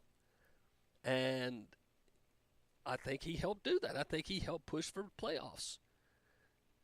Whether you remember that or not. And the second thing Obama did was he got healthy food in the public schools, which I thought was a nice thing. And the third thing is, and when they did Obamacare, they allowed your kids to stay on your health insurance till they're 26. So those are 3 things I could say, hey, Obama did that I think was a good thing. Don't know if there's other things. It's a stretch for me. Because he did a whole lot of things I don't agree with and I don't appreciate, but I try to, if I can, find something positive, because sometimes that's nice to do. Let's see. Go over here to this computer screen. Got a couple of things here. Kamala Harris past affair resurfaces, and this is going to be they brought up Stormy Daniels so much to Donald Trump. They said this could be a danger for Kamala Harris because since the Democrats went full board past with Donald Trump, welcome to the Gateway Pundits Week of Review. And number 1, Kamala Harris' past affair comes back to haunt her as an ex speaks out on Biden's replacement. Evidently, there are recorded instances where she had affairs with married men that cost marriages and cost lots of social damages. That's a big one. You can go read the whole thing. I'm not going to read names off. I don't want to do that. I don't like to do that to people. Radical pro-Hamas activists breached security at Watergate Hotel where Netanyahu was staying. They release insects and maggots and trigger fire alarms. So the radical pro-Hamas activists infiltrated the Watergate Hotel last night where Israeli Prime Minister Netanyahu was staying. The activists released insects, maggots, and triggered fire alarms, causing chaos, disruption throughout the hotel. And the incident occurred on the eve of what organizers have termed a day of rage. And so they bust in all these people from around the country to D.C., and that's what we're witnessing on the news. Some of you have seen there's burning of flags, and there's a lot of disruption, disharmony, and a lot of frustration on the face of a lot of people. So Okay, next one real quick. Additional 3 individuals identified as suspicious prior to Trump's assassination. You can go to Gateway Pundit on this one. But the Pennsylvania State Police Commissioner, Colonel Christopher Paris, disclosed that not 1 but 4 individuals were flagged as suspicious during the President Trump rally at Butler, Pennsylvania, and they can't say that there was not another shooter. The other thing that, and I don't have them today because Facebook, my normal Facebook way has shut me down, but there is interviews with people on the ground that claim that there were 2 shooters. One was on the water tower. Fox News and ABC News on people down on the ground were actually interviewing people, and several people brought up that there were 2 shooters in the same sentence. They were bringing it up, so that's interesting. The other thing that's been brought up is, why was CNN there? CNN never covers Trump rallies live. That's something to think about.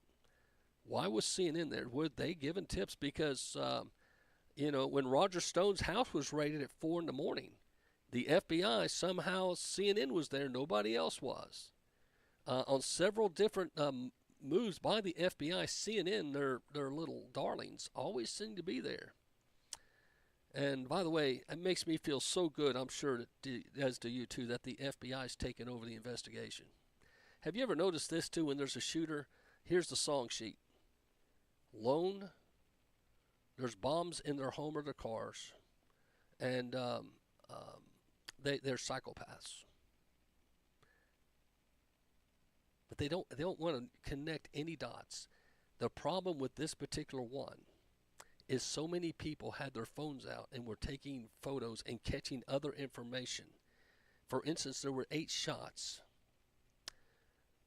The only one, you can count 5 of them. They shot Trump in the ear.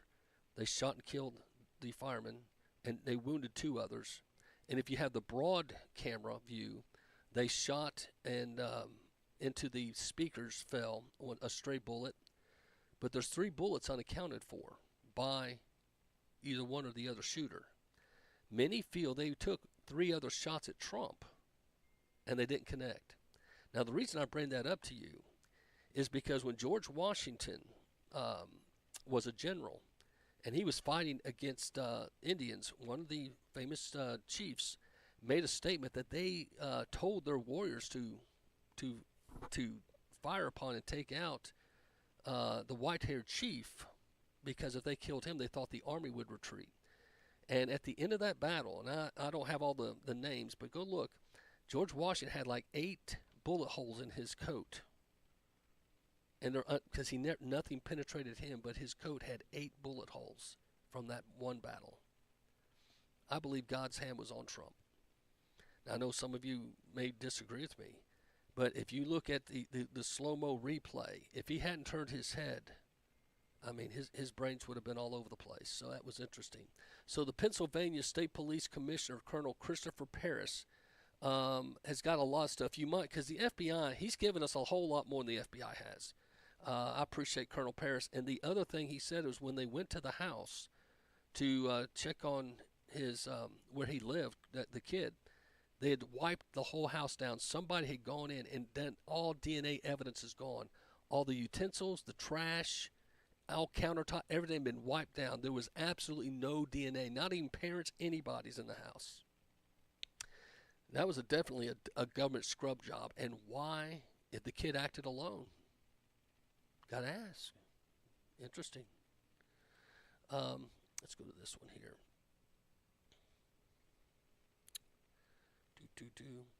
Insurrection, far-left protesters infiltrate House office building. 20,000 protesters expected to shut down the Capitol. And as we're seeing today, now this is the interesting thing. It's called Protesters with Jewish Voice for Peace, wherein Jews say stop arming Israel. This is interesting. 10 to 20,000 far-left protesters are expected to shut down the Capitol on Wednesday in protest to Netanyahu coming. Why are these people not being prosecuted the same way January 6th protesters are? Marjorie Taylor Greene is asking. Way to go, Marjorie. And I think that's a very good question. A group of demonstrators from Jewish Voice for Peace took to the Canyon Rotunda of the Capitol Hill Tuesday afternoon wearing red matching shirts with a message, Jews say, stop arming Israel. So this is what you don't understand. If we as allies don't arm Israel, what our other allies are going to say, hey, if we're in a conflict, is America, does the other side just send protesters and that's when they decide their foreign diplomacy? And the other thing that's very sad and interesting is when Netanyahu landed, nobody was there to greet him. That's normal. President, vice president, nope, they didn't send any high officials. Not only that, is Kamala Harris, the vice president, who is supposed to oversee when they have the joint gathering of the Senate and Congress. She's supposed to preside over that. She decided to go to a sorority event, and she skipped. Sad. So as you look at that and say, hey, she's going to be the next president, and whenever a sorority event comes up, she's going to say, sorry, America, you're on hold. I've got to go boogie woogie with my friends. Not very diplomatic, not very presidential. Let's catch this one real quick.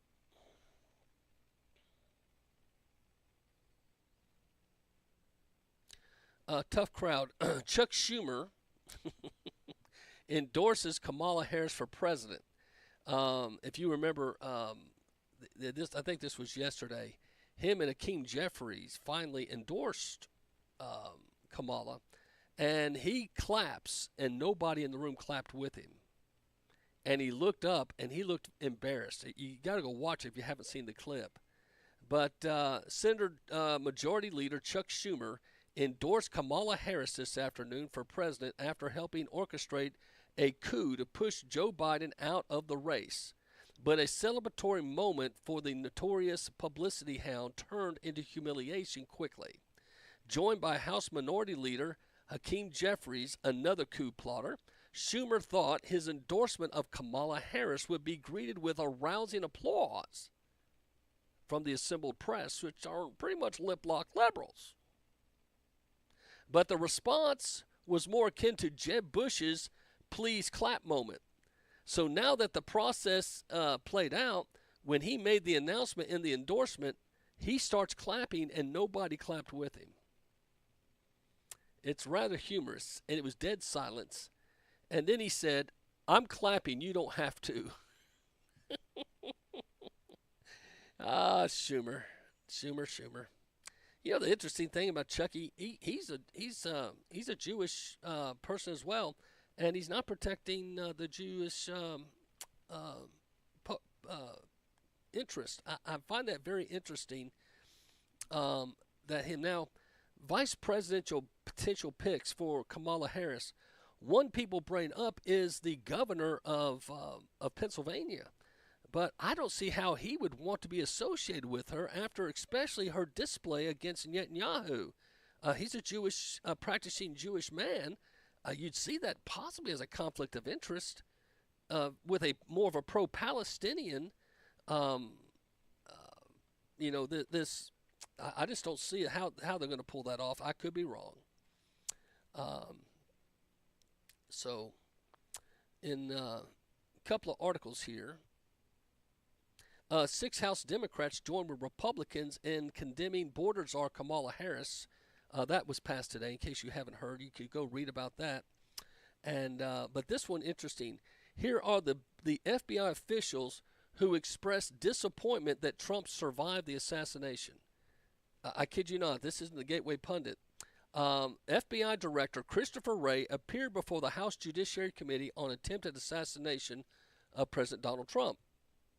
GOP Congressman Chip Roy from Texas asked Wray if any FBI agents expressed disappointment that Trump survived the assassination attempt. In 2015 and 16, top FBI officials infamously texted about their insurance policy to make sure Trump was never elected or inaugurated as president. Chip Roy referring to Lisa Page and Peter Strzok, who were also lovers, both married, but on the job doing the bow chicka bow bow. Have any FBI agents text, emailed, or expressed disappointment that Trump survived the assassination attempt or otherwise editorialized about the assassination attempt? Chimp Roy asked. Ray said at least one FBI official had expressed disappointment that Trump wasn't killed by the gunman. My friend, that's one too many. I don't know what you think, but the FBI official was expressed disappointment that Trump survived. That individual has been referred to our Special Inspection Division, Christopher Wray has said.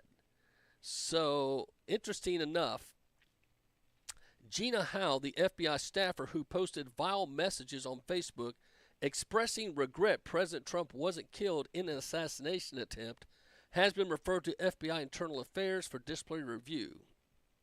So there was Jenna Howell actually posted on her social media an FBI agent that she wished Trump had been killed. That's, I mean, to be that brazen and bold as an FBI agent to post that on your social media, I just don't understand. Angela Don't, she put a meme, all so close, meaning that they missed. So anyway, that's the sad news. Well, my Facebook friends, that's all for you today. Please go to Rumble and catch my interview with Mike Carter that's coming up at 5 o'clock. I'm unable to share that because the technology, he's calling in from Virginia.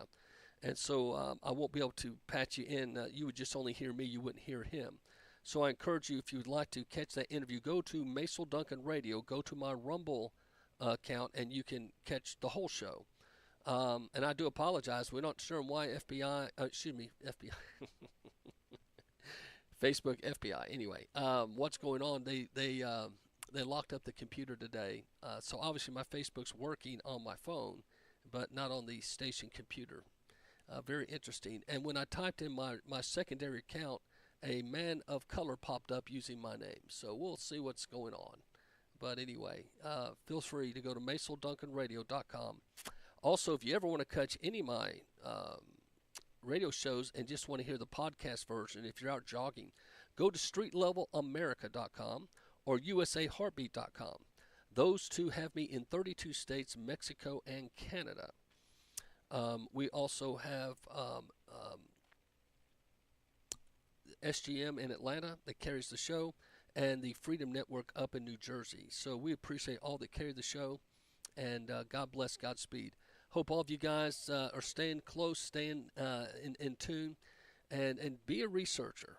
Don't take my word for anything. Make sure you do your own research and dig deep. And again, if you want to check out my shows, feel free. God bless, Godspeed. Pastor out on Facebook. Well, those of you still on the air with me in Rumble and on the things what I explained is Facebook is playing games with us today and would not allow my Facebook Live to work, but it worked on my phone. Isn't that amazing? We're going to go to a commercial break, and I'll be back after the break.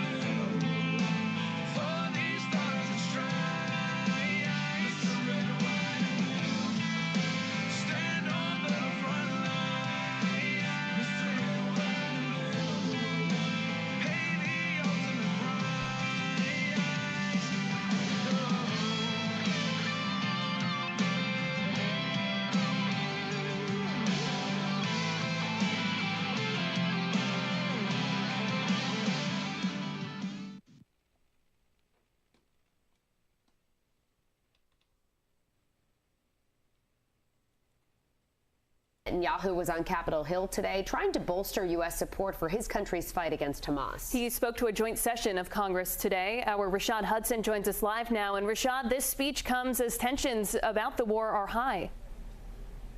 Kayla, Shannon, good afternoon to you. While Netanyahu was speaking to lawmakers inside the Capitol about his country's war efforts, outside of the Capitol were angry protesters over the war in Gaza. Outside of the Capitol, police pepper sprayed protesters and removed others who are all angry over Israeli Prime Minister Netanyahu's address to Congress, but mostly the humanitarian crisis from the war in Gaza.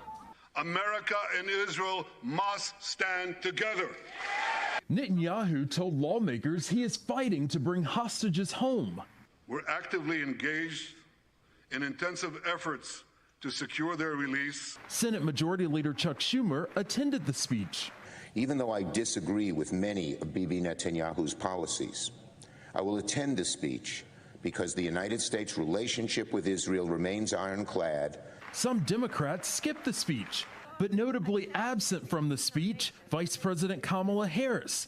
Typically, the Vice President presides over a joint session. Standing in her place Wednesday was Maryland Democratic Senator Ben Cardin. Alabama Senator Katie Britt slammed the Vice President for not attending the speech.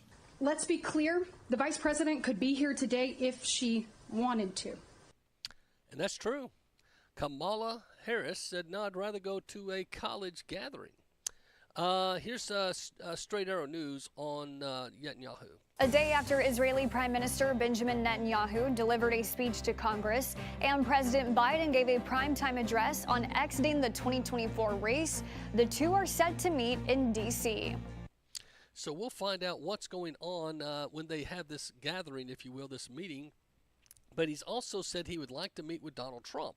I find that's very interesting that Netanyahu felt a need to reach out to Donald Trump, possibly because he wanted to know if he had a friend still. But this is a little bit about the speech. This is 700 Club, Gordon Robertson. Clash between those who glorify death and those who sanctify life. That's how Israeli Prime Minister Benjamin Netanyahu described the fight against Iranian-backed forces targeting Israel and America. He made those remarks in a joint address to Congress yesterday afternoon. Just blocks from the Capitol, anti-Israeli demonstrators burned American flags and raised the Palestinian banner. In his speech, Netanyahu called the protesters, quote, Iran's useful idiots. Chris Mitchell reports from Jerusalem. From the outset, Netanyahu declared his view of what's at stake in the world today. We meet today at a crossroads of history. Our world is in upheaval. In the Middle East, Iran's axis of terror confronts America, Israel, and our Arab friends. This is not a clash of civilizations. It's a clash between barbarism and civilization. It's a clash between those who glorify death and those who sanctify life. He said the bond between the United States and Israel is indispensable for the times. For the forces of civilization to triumph, America and Israel must stand together. Because when we stand together, something very simple happens. We win, they lose. Netanyahu's visit to the U.S. marked his first overseas trip since October 7th, when Hamas terrorists slaughtered, raped, and murdered nearly 1,200 Israelis, including 39 Americans, and took nearly 250 hostages. Outside the Capitol, thousands of pro-Hamas protesters chanted from the river to the sea and called for an intifada. Some carried flags of the genocidal group ISIS. Others pulled down and burned American flags while hoisting Palestinian flags in their place. Netanyahu had harsh words for the protesters. When the tyrants of Tehran, who hang gays from cranes and murder women for not covering their hair, are praising, promoting, and funding you, you have officially become Iran's useful idiots. Absent from the speech was Vice President Kamala Harris and dozens of other Democrats. In the audience, Congresswoman Rashida Tlaib held a war criminals sign. I really thought that was shameful. I think it suggests the kind of tactics that we've seen from the heavily anti-Semitic, anti-Israel boycott, divestiture, and sanction group, the so-called BDS people, who were very prominent amongst the protesters today. Netanyahu said the Jews' right to the land comes from the Bible. They call Israel a colonialist state? Don't they know that the land of Israel is where Abraham, Isaac, and Jacob prayed, where Isaiah and Jeremiah preached, and where David and Solomon ruled? And that's the bottom line. These kids don't know their Bible. They've not been raised with faith beliefs, so therefore they just believe, hey, you took it from the Palestinians. It's much like people that think America belongs to the Native American Indians, and some believe that Texas needs to be given back to Mexico and parts of California. There are battles that were fought, and that's understandable. But in Israel's case, the land was called a promised land from God in the Bible. Now, the Canaanites were possessing land, and they did take the land from Canaan, who were pretty much bullies, if you will, for the area. But that's just how you see it. But I'm amazed at how biblically illiterate so many are in this present day and time. And we'll see what happens. I think a lot of folks have a concern, but we'll see. But the concern that some of us have is that NORAD intercept Russian and Chinese planes, and many are fearful that these conflicts are increasing. NORAD, which is the North American Aerospace Command, it detected and intercepted Russian and Chinese bombers off the coast of Alaska. NORAD is a joint mission between the United States and Canada. So think about what happened here. The president, and there's questions about how does the world view him going forward, and just right before the speech, this happened. The U.S., Russia, and China. Our Kelly Meyer is live this evening for us at the White House. Kelly, what was this all about? What do we know about it this evening? Yeah, hey, Blake. So NORAD sent fighter jets from the U.S. and Canada to intercept 2 Russian Tu-95 Bear bombers and 2 Chinese H-6 bombers off the coast of Alaska. The fighter jets, we're told, did not enter American and Canadian airspace, and the activity is not seen as a threat. NORAD says it will continue to monitor competitor activity near North America and meet presence with presence, they say. And just a few days ago, Russia says its warplanes stopped 2 U.S. bomber aircraft from crossing its border. This is the first time Russia and China have flown a joint bomber patrol off Alaska, and we're learning now that the Secretary of Defense and the chairman of the Joint Chiefs of Staff will hold a press conference tomorrow at 11 a.m. at the Pentagon. Blake. So interesting stuff there. Now, don't forget about BRICS. BRICS is the new alliance from 2010. It's Brazil, Russia, India, China. Okay, they were the main ones. Brazil, Russia, India, China. Then they added South Africa, and then, of course, Saudi Arabia and 14 other countries. BRICS was, in 2010, the BRICS analogy was given by a critic saying it's going to sink in water like a brick. What's happened is they've not just become a financial union, they're apparently becoming a military union. So as BRICS continues to grow, it's something to be concerned about, and we'll see how it continues. But I don't know. America is in a situation.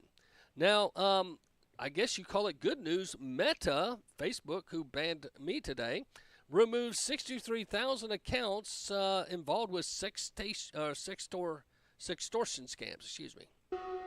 It's something we've reported on before. Sextortion is on the rise. That's where online predators pose as someone they're not to lure you into sending sexual photos or videos of yourself, only to use them as blackmail unless you pay them or give them banking information. Now, Facebook and Instagram's parent company, Meta, says it recently removed thousands of accounts linked to sextortion scams. So that's interesting that Meta would do that at this time.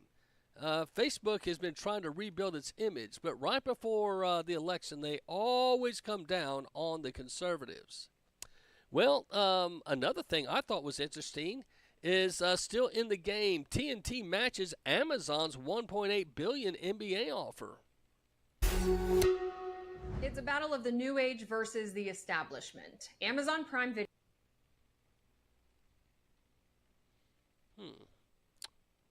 Prime Video's foray into the NBA is facing a challenge from the old guard, the decades-old NBA on TNT.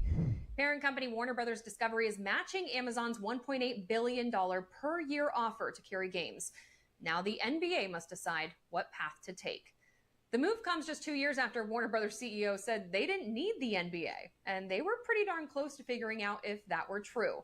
Just last week, the NBA's Board of Governors approved a $76 billion, 11-year TV rights deal that included Disney, NBC, and Amazon. Now, the interesting thing about the NBA, it's more woke than any other of the professional sports. Baseball used to be pretty pure, but it's caved. NFL has been woke for pretty much a decade, but the NBA kind of led the way, and a lot of folks feel that's why they kind of parented the WNBA financially, because the WNBA pretty much is 78% lesbian, according to one of the former stars. Okay, so, and I've played her clip. I say all that to say woke mind virus is out there. And Elon Musk isn't happy about it because it messed with one of his sons, who now thinks he's a girl. Now, Elon Musk is pissed. It must be bad. Tesla and SpaceX CEO Elon Musk said that he was tricked into giving consent for his child to go on puberty blockers, adding that he believes the woke mind virus figuratively killed his son. This is what he had to say in an interview with Jordan Peterson. So I was tricked into doing this, it wasn't explained to me that puberty blockers are actually just sterilization drugs.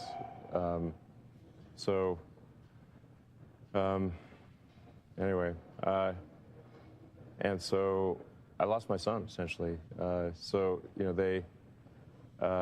call it dead naming for a reason. Yeah, all right. So the reason it's called dead naming is because your son is dead. So my son Xavier is dead. Killed by the woke mind virus. And this shows that anyone, no matter how wealthy or worldly, can get caught up and caught out in the vagaries of gender ideology. You did mention, or you just touched on it before, but are we really seeing more of that pushback from parents? I think we are seeing the pushback, and I think having someone like Elon Musk speak out is going to really, I hope, give parents a lot of courage to continue to do that, because someone with that kind of influence, someone who's probably one of the most intelligent people in the world, was captured by this ideology. He's admitted that it was a mistake signing those forms, that he was tricked, but he's come out and he said that. So, I think that hopefully is going to be redemptive for parents to know that no matter where they are on their child's journey and supporting them, that it's not too late to step back and reflect and to think, well, maybe this isn't quite right. Maybe I've been, misled by the medical profession. And I think they are the ones that do have a lot to answer for here, because they, of all people, know that human beings cannot change sex. And what they are doing to children and young people in the name of this insidious ideology is an absolute medical scandal. So you got a very upset Elon Musk, and rightfully so. Now, I reported on this before, and I thought I'd bring it up again. That the gender-affirming treatment gets shattered by a new study. I don't know if you're aware of this, and the mainstream media doesn't like you to know this because this is a professional. But yet another study has confirmed and scientifically supported, but politically blasphemed, if you will, that most children who report transgender feelings actually grow out of it. And this report, it reveals this psychiatrist who presided over youth gender transition treatment for years and is a professional, confirmed 80% of those children who question their gender eventually accept their bodies if no medical interventions are carried out. The key word is if. Now, if you're like Elon Musk and you get tricked into letting your kids take these shots, it starts messing with their mind. This psychiatrist, and you spell her name Katialaa, is a leading scientist regarding pediatric gender machine in Finland and operates at the country's largest gender clinic. In an interview with a publication there in Helsingin Sanomia, and I'm sorry I can't pronounce the name, she said 12 separate studies support this statement, but the media doesn't want you to know.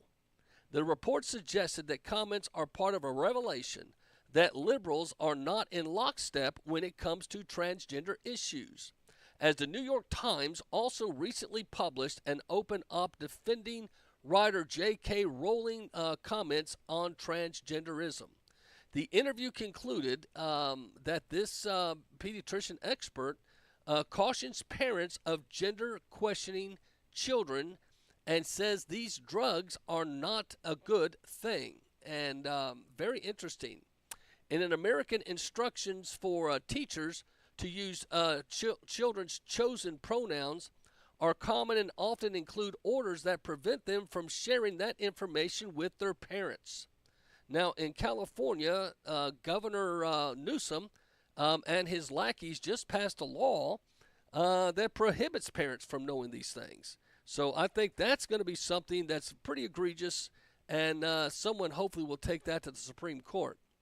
But she debunks, this professional, the threats by pro-LGBT advocates that children quickly resort to suicide if their gender agenda is stalled.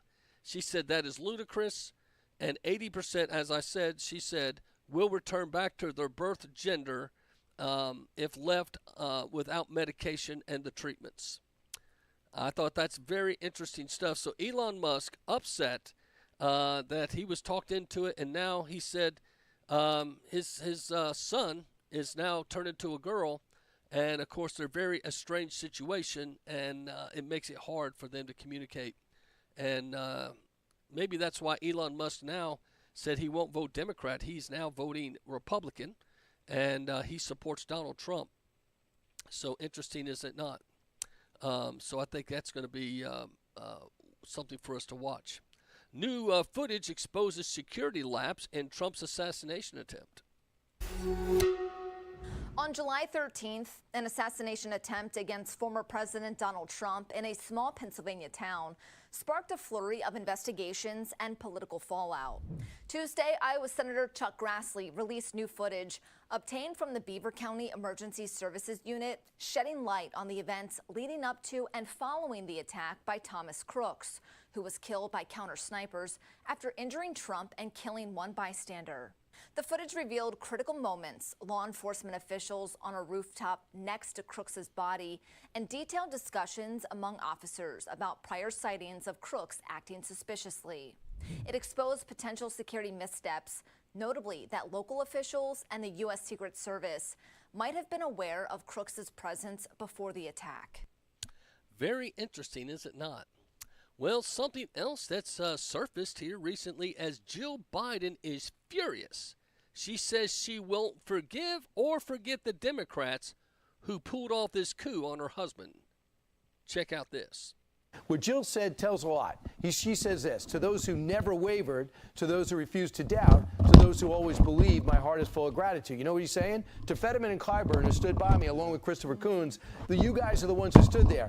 For everyone else, from Nancy Pelosi to Barack Obama, who stabbed me in the back and pushed me out the door, for the good of the party, not the country, I'm not going to forgive you, I'm not going to forget. So then he ran off and did his subtle shots at President Trump, as if we're going to elect the next dictator, the next Mussolini, if he's in fact elected. So the whole thing was a bit of a campaign speech because he ran through everything he says he accomplished, what he's about to accomplish, all of which are impossible, and then what it's going to mean if he doesn't step aside, and that the world ends, the country ends, and that's Donald Trump getting elected. But to Lawrence's point, Lawrence, he did say last night, quote, I promise to always level with you and tell you the truth. And he proceeded to lie. And you said yesterday, I guarantee he's going to say, I'm going to pass the torch. Right. And we all said he's going to say it's time for fresh voices, for younger voices, because that's the message they're going with now. Donald Trump, he put on his social media platform, he said, barely understandable, it was so bad, and goes on to say, if Kamala lies about Biden's mental status, she will lie about everything else too, never to be trusted. Yeah, clearly he dropped out because the Democratic Party didn't want him anymore because he was going to drag them all down, and that's why he got knifed. He couldn't win. No, he couldn't, and the instant they went to him at 90 seconds after 8 o'clock last night, his face seemed frozen, he did not look healthy. But Steve, I have a question for you. I was reading some doctors analyzed he had a very low blink rate of his eyes and stuff like that. But Lawrence, to your point, we all thought he would explain why he gave it up. I lost a step or something like that. If he said that, then he would have to leave right then. Yeah. But would he, if he did not do that debate, they would have known his condition and still would have stuck with him if he didn't do that debate. So they don't deserve praise for stepping in and saving the country. And Joe Biden does deserve praise for stepping out. He had no choice, and after he got exposed, the party had no choice. Well, so there's nothing laudable about what happened. Yeah, it's clear that they're going to keep the lie up, and they've got to. I think they underestimate how furious even Democrats, people that like Joe Biden, are about being lied to. I mean, and that's the truth. And even the Black Lives Matter group, that's very far left, they're not happy with this.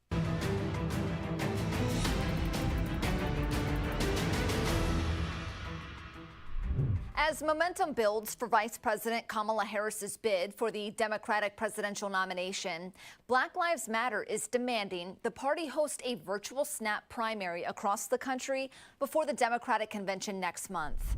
With President Biden now out of the race and Harris already securing the backing of a majority of Democratic delegates, the group is pushing the party to allow public participation in the nomination process instead of what they call a nomination by party delegates.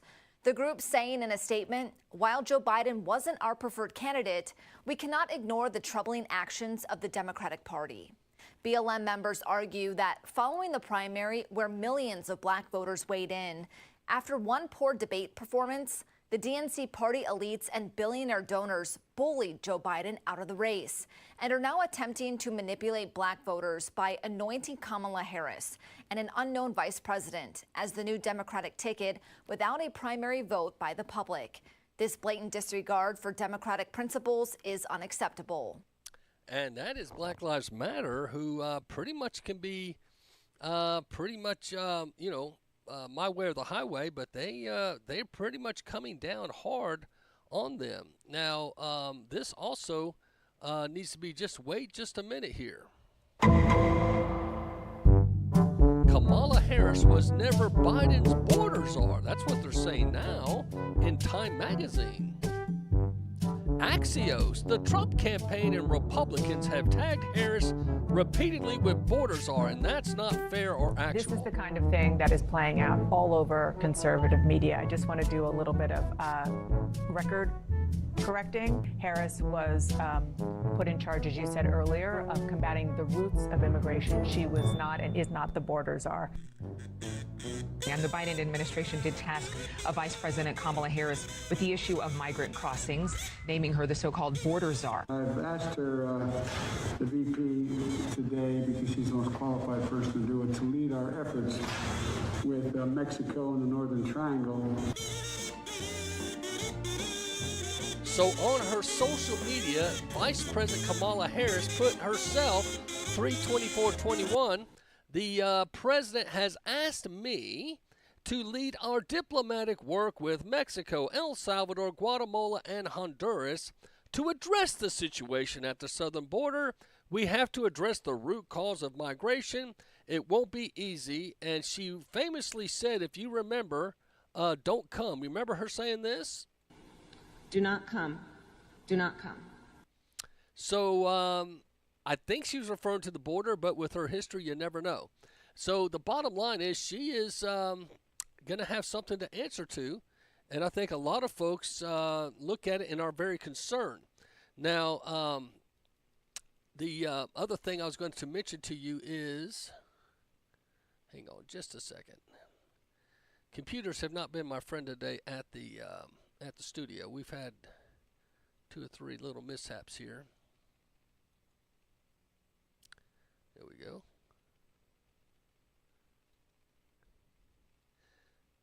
Check this out. But it's not enough to just build back. We have to build back better than before. Now you probably heard we had a little debate last week. Can't say it was my best performance. We love it, Joe. But ever since then, there's been a lot of speculation. What's Joe going to do?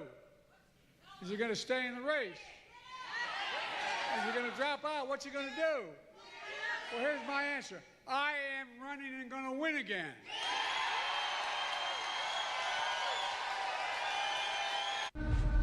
Behind lags the polls, Biden is getting nervous with a 4-point deficit. 2 weeks later. You know, in recent weeks, it's become clear to me that I need to unite my party in this critical endeavor. I believe my record as president, my leadership in the world, my vision for America's future, all merited a second term. But nothing can come in the way of saving our democracy. That includes personal ambition. So I've decided the best way forward is to pass the torch to a new generation. Don't. That's the best way to unite our nation. What are we doing? You know, there is a time and a place for long years of experience in public life. Lock them up. There's also a time and a place for new voices, fresh voices, yes, younger voices.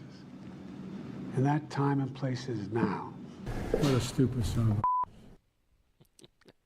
So it was all just a lie, don't you think?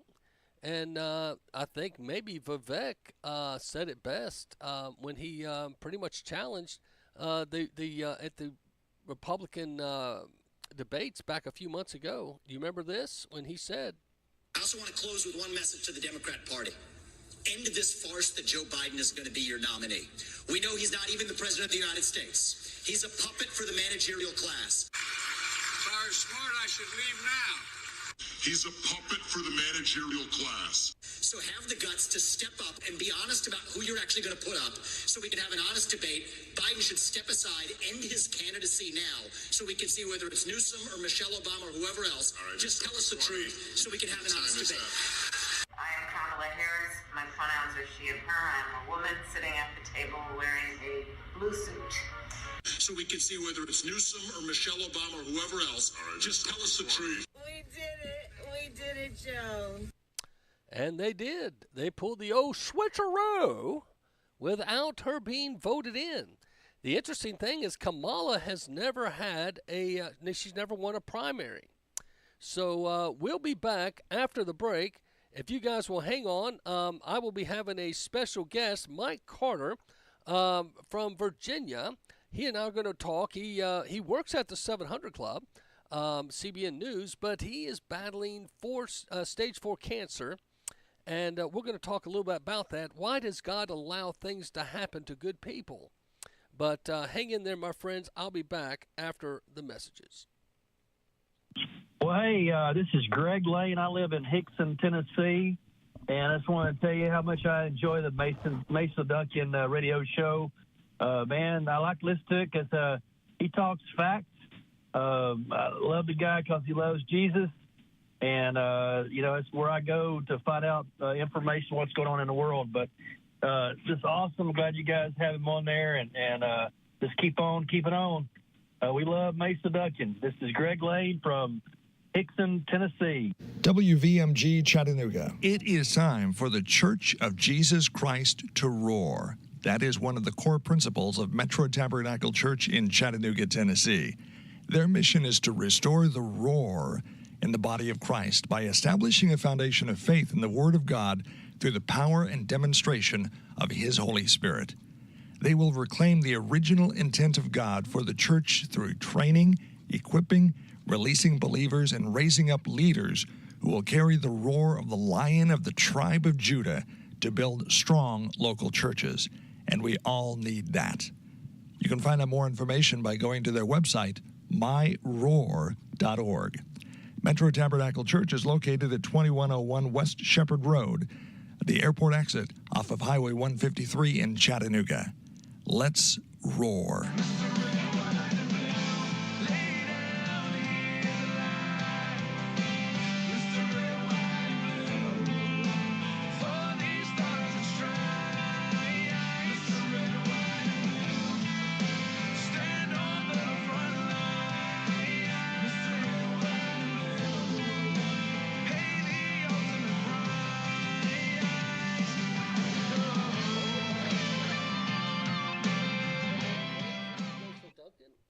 This is Macil Duncan, and welcome back, my friends. This is the Macil Duncan Radio Show, broadcast live from Chattanooga, Tennessee, and we're glad you're with us. I've got a special guest on today, Mike Carter from Virginia. Mike, how you doing? I'm good. How are you, Pastor? I'm good, friend. You know, your wife Jolene's on every week on Wednesdays. Folks may know that your wife, she's a frequent on the show. This is your first time to talk with me on the show, and I appreciate you giving us some time. Thank you. I'm honored to be able to be on here. It's been a journey just to be able to get to this point. Well, I know we talked a little bit about this, and so I don't want to get too personal, but I've shared with folks prior, in case someone's just listening. You work for CBN News, the 700 Club. You're the guy behind the scenes that makes everything kind of happen. Can you kind of tell us what is your job there? Yes, sir. I actually work in the international department, and believe it or not, it's the largest department there at CBN. My job is I'm a video editor, senior video editor. I've been editing at CBN. In fact, next month will be 35 years at CBN. Wow. And done different jobs, well, all in editing, but different jobs, different projects, everything from short commercials to just like 700 Club, the stories you would see on the 700 Club, or even long format full-length shows, 30-minute, hour-long special, like Brooklyn Tabernacle Choir. I edited their specials 3 times, and just a large number of things. The thing I'm doing right now, every morning, I take the 700 Club live while it's being recorded and airing. I bring it into my edit suite, and I start editing on it. It doesn't air like that. It's airing normal, but I'm grabbing the file off the server, and I'm taking the commercials out and putting little markers in there where I know we'll have to take things out. When the show's over, a few minutes later, my producer comes in, and we make the show 58 minutes and 30 seconds long. Sometimes we have to edit things out, we don't put anything that has to do with dollars we take out, because this is airing in Australia and the UK, England, and just different places, and so we have to take that out. And then there's other laws that the UK has that we can air here, but we can't air there. Like anything that's negative against homosexuality, we have to take that out. Anything against Muslims, we have to take that out, or they will take the show off the air. So, but my job is to take that out, or just just create a regular show and make it the right length and make it where you can't tell there were edits made, and it's about an hour after I finish, it's airing in the UK. So the 700 Club, how old? You've been there 35 years. How long had Pat Robinson? Is it? Since the 60s, I think. Yeah, that's what I was thinking. I'm thinking it's like 50 years or right at, right? That's a lot. That's more than that. I believe it's the longest. I'm trying to remember. It might be the longest syndicated show on TV. Well, I told some folks. I remember back when the Jake, the Big Brother Jake. Yeah, when Jim Baker had the fall and Swaggart, all those shows in the morning, and you guys were the only ones that really survived that and stayed on the air. Everyone else pretty much didn't make it prime time like you guys have been able to. Right. And I think it's because of the integrity you guys have maintained there. And Pat Robinson, what was it like to work with Mr. Winslow and some of the other over the years? Well, I didn't get to know him back then. In fact, when I first came to work here, I was working second shift for like a year, editing some news, but feature stories. And I never got to know him very well. So I apologize for that. Terry, I work with Terry, and she's been there for as long as I have, Terry Meeuwsen. And what about Sheila Walsh? Wasn't she there for a while? She was there for a while. Yeah. She was kind of like the same So for me, with Ben Kinslow, I just didn't get to know her very well. Well, I tell you, I've always been a fan, and I just always liked what he said. Now, when he ran for president and had to remove his reverend, or he felt led to do that, I remember that brought a little rift with Mr. Winslow, and they ended up parting ways for a little bit over that. Yes, sir. What was it like when he left the show? Didn't he leave the show for almost a year? Yes, sir. But that was like 3 years before my time. I came in 1989, and he ran for office. I believe it was in 1986. Well, I tell you what, he took some bold stands, and He did to the very end. And he's and now Gordon, his son, I think, is doing a super job. Well, the thing you and I were talking about is your health situation. Here sir. you are, a man of God. You're in probably the largest Christian media. That and Moody Broadcasting, I guess, are the two largest. And what was it like when you found out you had cancer? Well, it was devastating. It's well, maybe that's even the wrong word. I think it's just denial. And the reason is I have no symptoms. I have no symptoms right now except just a little bit of fatigue. I have no pain. The normal symptoms that come with kidney cancer is a little bit of fatigue, but you have back pain, you lose your appetite, you lose weight. Well, I still eat like a horse, and I haven't lost any weight except what I wanted to lose because I'm trying to get my body in better shape. Not like weightlifting or anything, but like my lungs and my heart getting ready for this battle that I'm getting ready to be going on. Because this is still the beginning stages of finding out I had cancer. So it's been roughly 5 weeks. So we haven't started any treatment. And so I'm still at the beginning stages. So it went from a denial, like I said, because of not having any symptoms, to then a depression, really deep depression. And I know I've talked to you about it sometimes. We would message each other, and you would help me out. And it took a long time to get over that because I have a new grandbaby that's going to be born like at the very beginning of November. I have 2 other grandchildren, and it's always been important for me to be a good father and a good husband and a good grandfather. And I want them to be able to have those memories with their grandfather and what he taught them.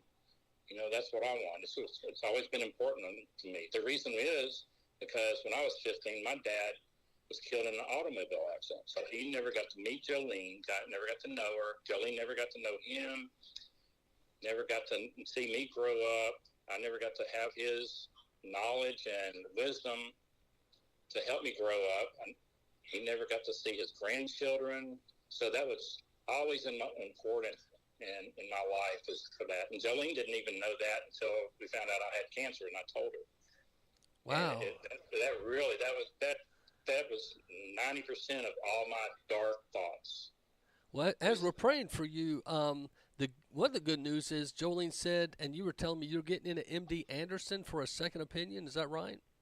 Well, second opinion and or treatment. And that's because they usually have a waiting list, and for y'all to get in, you're going in August. Is that correct? Yes, sir. In fact, Monday,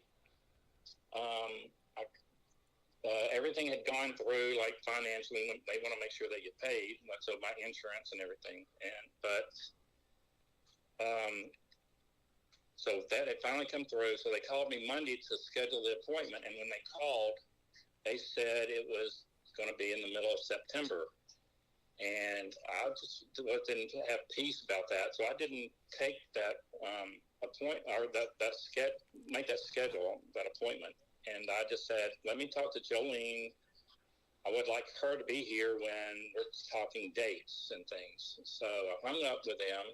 They were fine with that, of course. And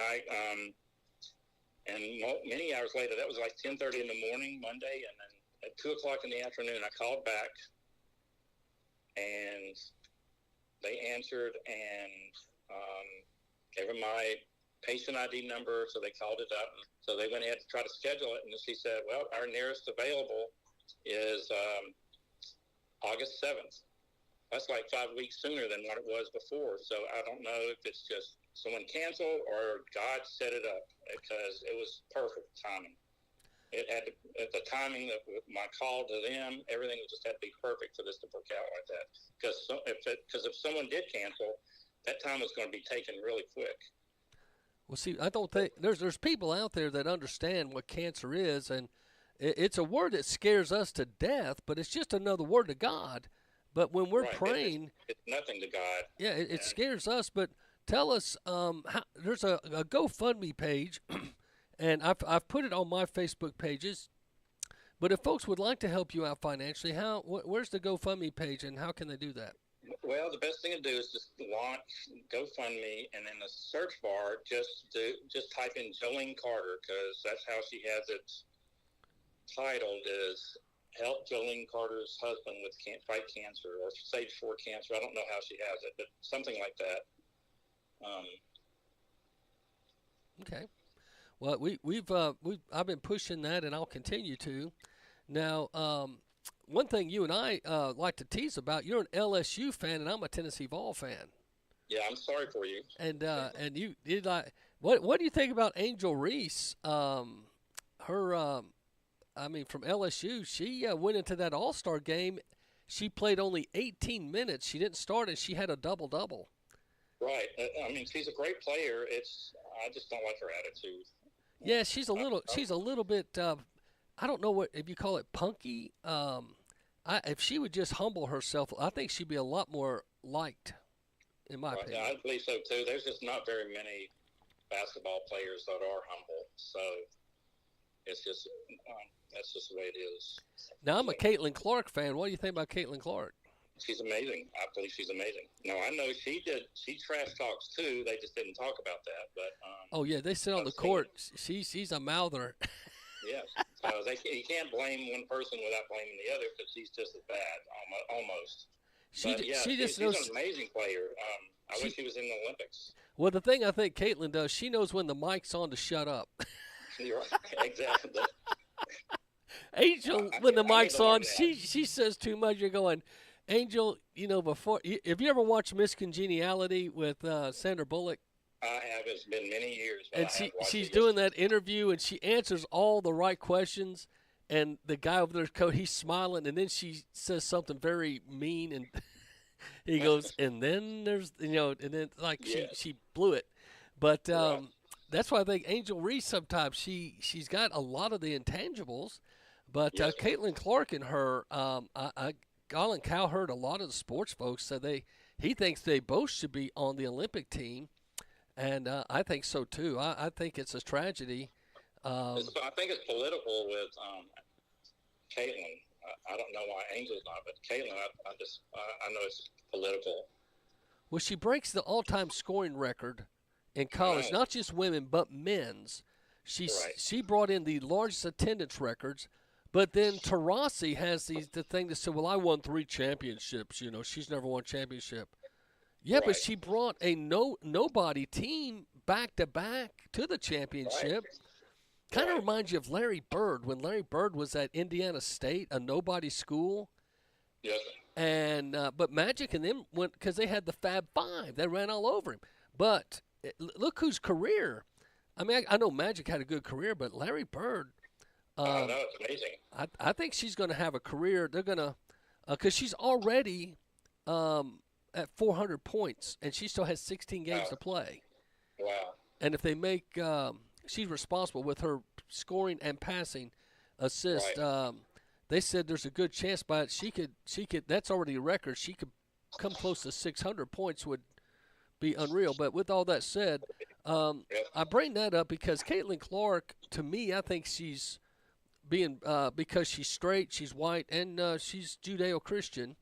I see. Isn't it interesting that if you're straight and you're white and you're a Christian, it's almost like you're at a disadvantage in the public. That's what I meant when I said it's political, that she's not there. That's what I meant. I just didn't want to say that like you did. I'm not your average preacher. I learned that a long time ago. I've got some pastor friends. I still love you. I got some pastor friends that tell me in private, I wish I could say what you do. I just can't do it. And I bet there's a lot of them that would say. I said, well, now going back to football, you and I aren't going to be friends on when LSU and Tennessee play. Do we play? Do we play this year? That'll have to be the playoffs because they don't play in the regular season. Oh, we don't play this year. That's good. That's good. Yes, sir. Do you like the idea that SEC went away with the West and the East? They're just going to let them all play. I like it. I do like too. It because so you're getting to play more teams that you usually don't get to play very often. I like it too because sometimes it got to be Georgia and Alabama so much, Right. And not taking away Georgia's good. Very good. Tennessee has stunk for quite some time, but we have the hopium we drink every year to the first 3 to 4 games. But Right. with our quarterback and new coach, we got a lot of hope. But what do you think about your coach when he came over from Notre Dame? Did you think Keith had the ability to bring you guys as well as he done? Well, I did not at the beginning. I did not at all. And what I wasn't happy about them firing Coach Orgeron, but now I understand, or I know why they did now. But I did not like Coach Kelly. But he started turning around when in the very first season they went for in overtime against Alabama. He went for 2. And they beat him in his first season. And I started liking him better. But I'm really liking him right now more than ever because the changes he made, because LSU's defense was so bad last year. They were ranked like number 112, and that's not a normal for LSU to have a defense that bad. And so when they go 10-3, and he fires every defensive coach there, including the coordinator. And the people that all his hires, they all have some connection to LSU, or at least the state of Louisiana, so they understand Louisiana. So they either coached at LSU before, they played for LSU, or they've coached at another team in the state of Louisiana, and they understand it, and it helps. And it's helping with the recruiting.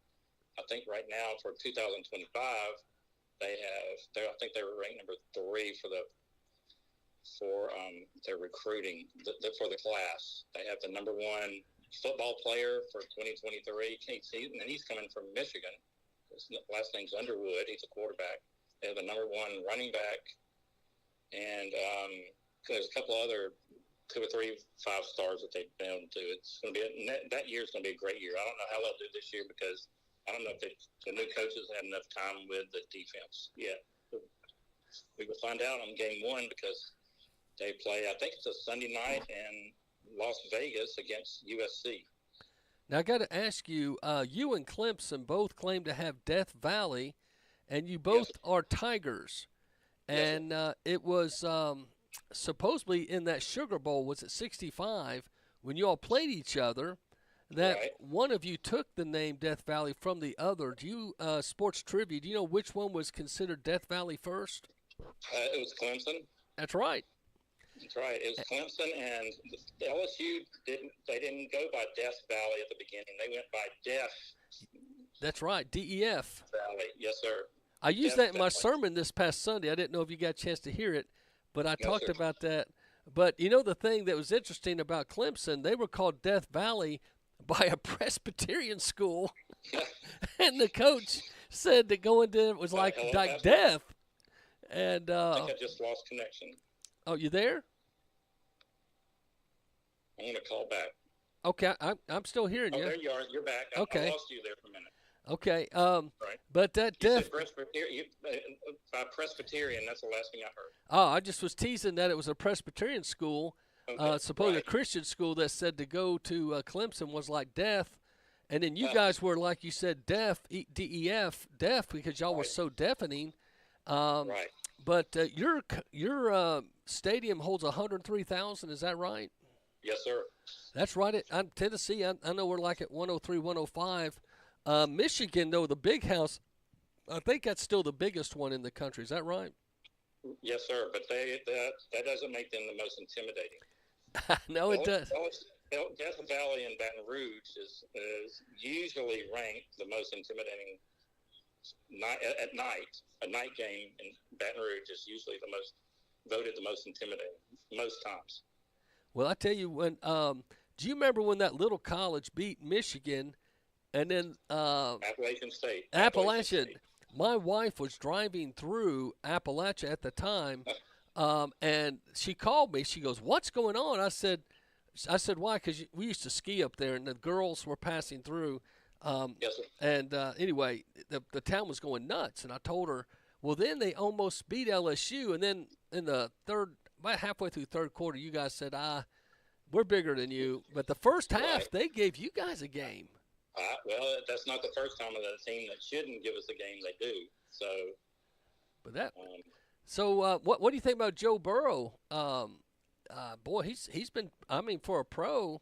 But he doesn't have a good line. I think they sometimes these smaller market teams, they'll pay so much for a player like him, and then they can't protect him. Peyton Manning went through that, early on. But yes, sir.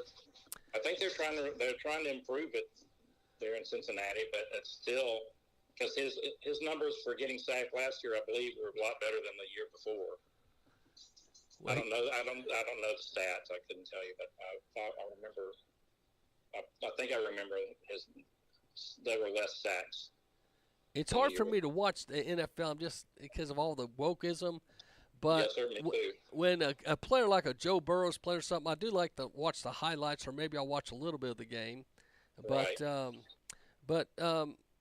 Let me ask you this: at the 700 Club, you guys don't have a sports section really there, do you? Well, they have. Sometimes they'll do some sports players. They'll do a story on them. It's not really sort of like broadcast, news, whether it's sports. It's nothing like that. It's more on the Christian side of a certain player. Oh yeah, they do some great testimonies. Like the Tony Dungy one they did a while back. I remember that. Yes, sir. I remember I played that for my church. That was a great one, and they've done some outstanding ones. But I wish the 700 Club would consider a sports hour. Because ESPN's gone so woke, so many Fox Sports. It'd be nice just for some. They don't have to do super duper Christian. Just a very fair and moral based. Because there's a lot of. Don't you think there's a lot of good athletes out there? There's a lot of great Christian athletes out there. And it's the one or two knuckleheads like a Kaepernick that gets everyone so upset, and then we boycott the league, and then the good guys are like Brock Purdy for the 49ers. He's a strong Christian. Exactly. And Tua for Miami. There's some out there that, I mean, they say some great Christian things, but because of some knuckleheads, that's why I had to relook at my boycott in the NFL a little bit, because I thought, well, there are some Christians in there. Yes, sir. And we kind of boycotted at our house, the NFL. And after a couple of years of that, I lived with someone else that likes a Dallas team. I won't mention their name, but that Dallas, and I'm going, I can relate because I'm a Tennessee fan. Yes, sir. I told her that the other day. I said, Jolene, I can relate. And when I told her, I said, because you guys drink the hopium every year, the Dallas Cowboys are going to win the Super Bowl. You never. Yeah, every year. They haven't been in the playoffs in 20 years. I know. They mess it up every time. But they sell the most merch. They're still one of the largest teams as far as selling their merch, their jerseys and their paraphernalia. But did you know on the night of the WNBA draft, Caitlin Clark's jersey, she outsold that night the whole Dallas Cowboys in a year. I saw that. She's hot. Everyone likes her, and she's. Well, everyone likes her but the WNBA leadership. Well, exactly. They don't know how to handle her. I think, and I thought it was kind of cool of her when they wanted her in the 3-point contest, and she says, "Nah, I'm going to skip it." I think that was her loving way of saying, "No, you want me to shoot to get none. You guys just, I'm going to skip it." I think there's going to be a few times every now and then she might just say, "Nah, I'm not going to do some of your stuff," because Right. It's but anyway, enough of that. I don't want to look like I'm too slanted on that. Outside of sports, what are your thoughts on? I know you may not want to get too political with me, but when you see what's going on in our political process right now, and you see how the Democrats have pushed Joe out, they sanctimoniously kind of put Kamala in, but they wouldn't let him be primaried. Do you think that the country would actually embrace a Kamala Harris? Even as bad as she did in their primary 4 years ago, or maybe not the primary, but building up to that, and she was the first one out before the first state. People are hungry for something. They're tired of the economy, but it's scary what you just never know what people will do because they have the media on their side, and you just don't know. Well, she's got she's definitely had a media push. TikTok has been blowing it up big time with her. But I'm finding it interesting to see how many Christians, because she, her record just got expunged off the internet. But in 2019, her last year as senator, she was rated the most liberal senator. In her record, but the supposedly neutral GovTech.com just scrubbed her whole record, and it's kind of like when Obama ran for president. They froze his transcripts and all from college. Right. Him and Michael's, because they didn't want us to see their transcripts. And you got to go. You still can't find them. You still can't find them. Well, it's because if we ever found their radical views and the things they truly believe in. Right. And the average American doesn't do a whole lot of research. We tend to be very spoon-fed by either a podcast or news. Right. And what you guys do, I mean, you work for one of the strongest Christian news agencies. I guess you guys really strive hard not to be partisan. Would that be true? Well, it is.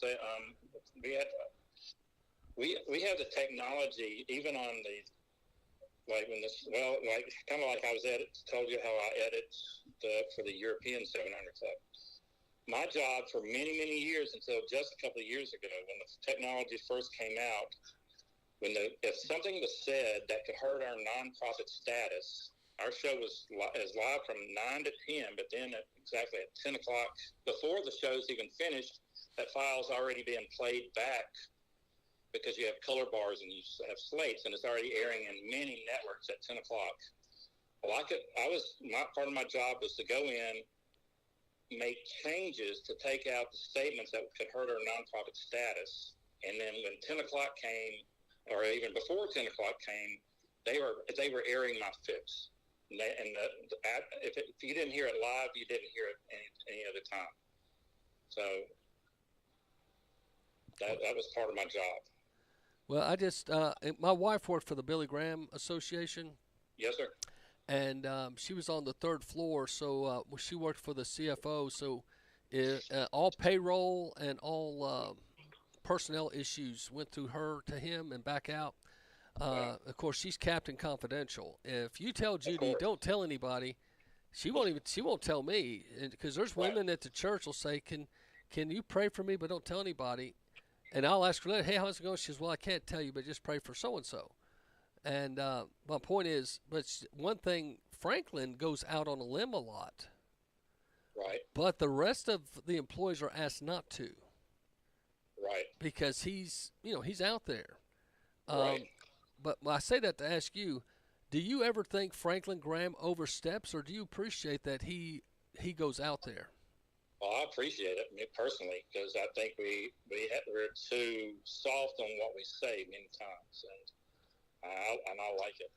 Do you remember back when 9/11 hit? It's been a while, but they talked about the hand of God, and that and the media started turning on all of them.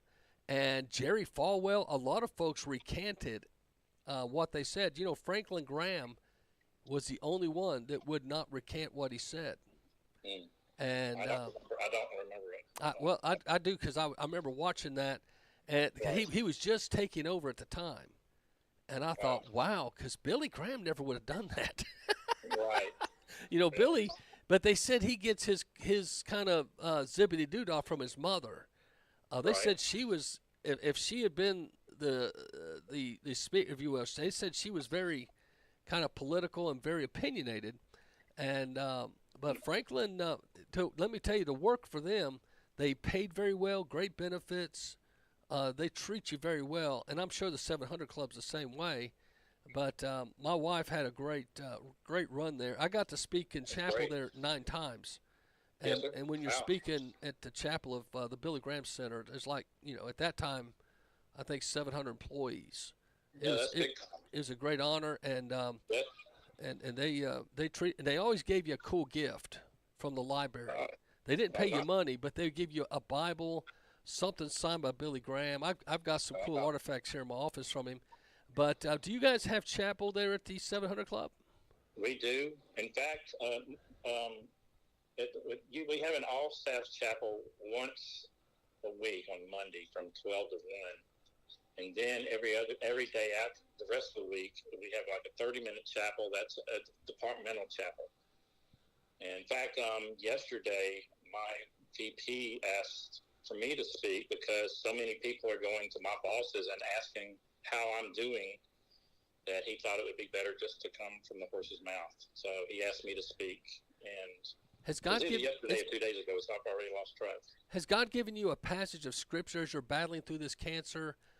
Something that you just, or a song that right now just kind of been a rock for you? Right. Well, today, it's a short scripture, Joshua. I'm trying to remember 1:9, I believe. Be brave, be fearless. You are never alone. So today, that's what's on my heart today. What would you say if someone's listening that's either battling cancer or they're afraid, they've got some bad health news, and there may be some discouraged people out there saying, wow, this guy has got bad news too. What would be your good news for someone dealing with bad news? Yes, sir. Well, and it was a journey to get to that point where I could think about it or talk about it without breaking down. And just like last Saturday was the breakthrough day for me, and I changed my attitude. I had been really studying faith and God's faith and what he says in the Bible, and studying that. But because you always believe, I grew up in the church. How many times have you heard, faith the size of a mustard seed and move a mountain, things like that. But you hear that stuff, but when your mortality is on the line, it means something different. Faith does. And it's a journey to get to that point. And so, for me, it was just studying that and just finally wanting to get my life back to normal instead of thinking cancer 24 hours a day, 7 days a week, because it went on for 4 or 5 weeks. That's how long it's been since I found out I had cancer. It hadn't been long. And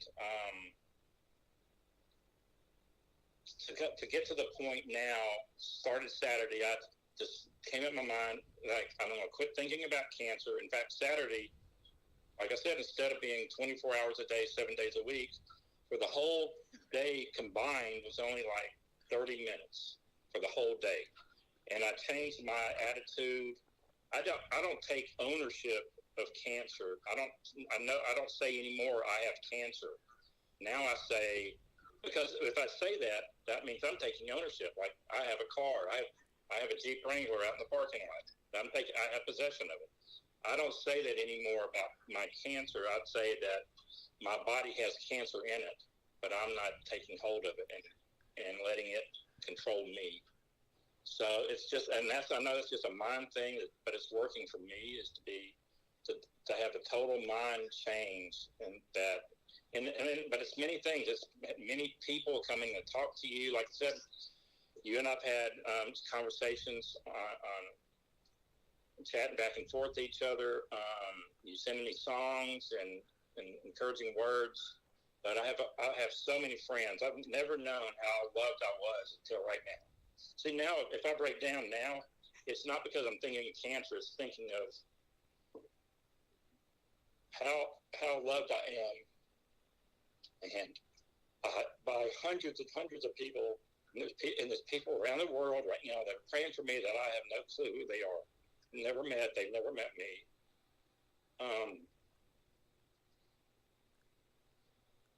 Your wife told me that when you guys were going through the PayPal, you were looking at names and you were saying, oh, gosh, we haven't seen them forever. Or even folks saying, I don't know who this is.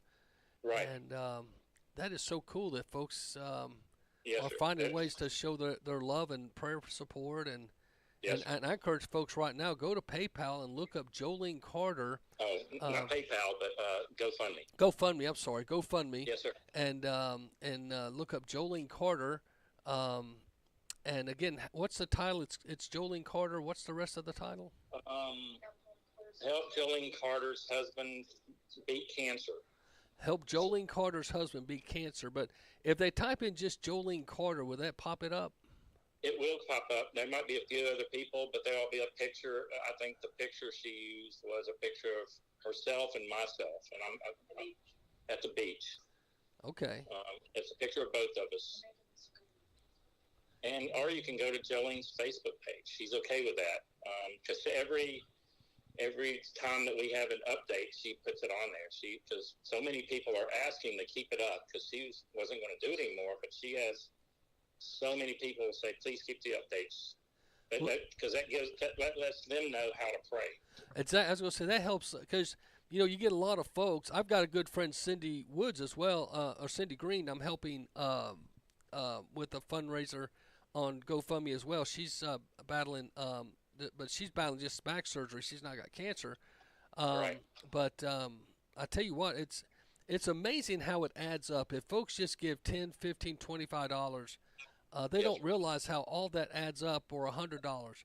And if folks say, hey, I don't have a whole lot of money, well, hey, if you just got $5, $10, $25, $100, that helps put gas in the tank, or pays for the airline tickets, because you're going to be going back and forth to MD Anderson. Right. That's down in Houston, and I'm in the I live in Chesapeake, Virginia, kind of like the Virginia Beach, Norfolk area, and there's hotel rooms. There's all the co-pays. I have good insurance, but there's still thousands of dollars in co-pays that have to be paid, and it just all adds up. I've had friends that have actually lost vehicles or homes to pay their medical, and but it's good that you got good. They didn't have insurance, and and I would never be able to go to MD Anderson if I didn't have insurance. In fact, I had our insurance company here. I had never seen them look at any.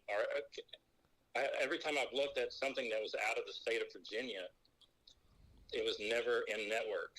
And I just a couple of weeks ago, when I first started thinking about going here, I called them up, customer support, and asked them, and they said that MD Anderson is in our network.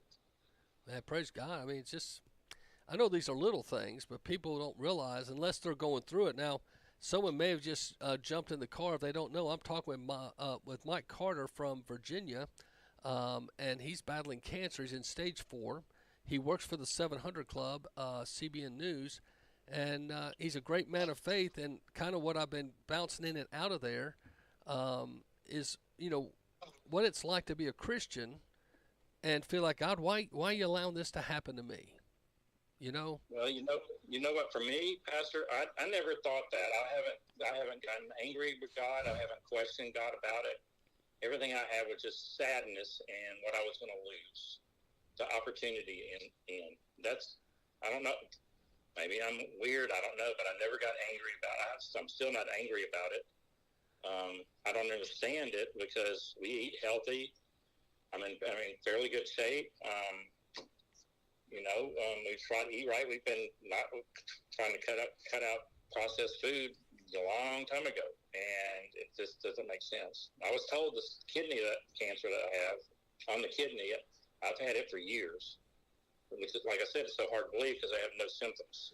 Now, did you have a car wreck that because of that initial examination that maybe revealed this? Was that correct? Or no, sir. No, Okay. sir. It was in August of last year, just out of the blue. I found blood in my urine. So we went and I went to the doctor. They took the test, I think, where they're looking for protein in the urine, I believe. And the range goes from 1 to 30 is normal, 30 to 300, and then above 300.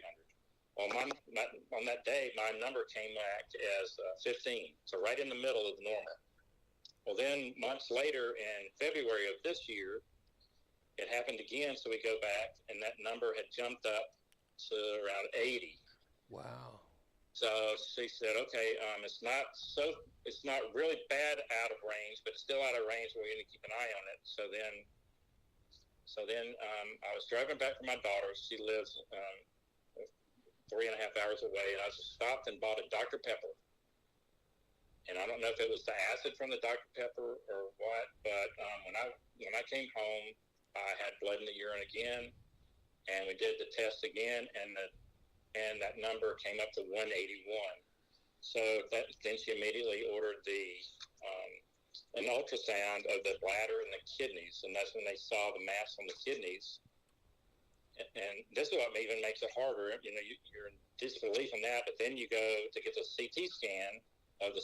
They ordered that next, so they can look at that really a lot clearer and look at all the organs around it, and everything else looked good except it wasn't even supposed to be in the scan, but the very bottom of my lungs showed up in the scan, and there were a couple of nodules there. So when that came out, then she ordered a CT scan of my chest, and there were nodules there, but also they saw something on my thyroid. So then they do an ultrasound of my thyroid, and they find 5 different things on my thyroid, and the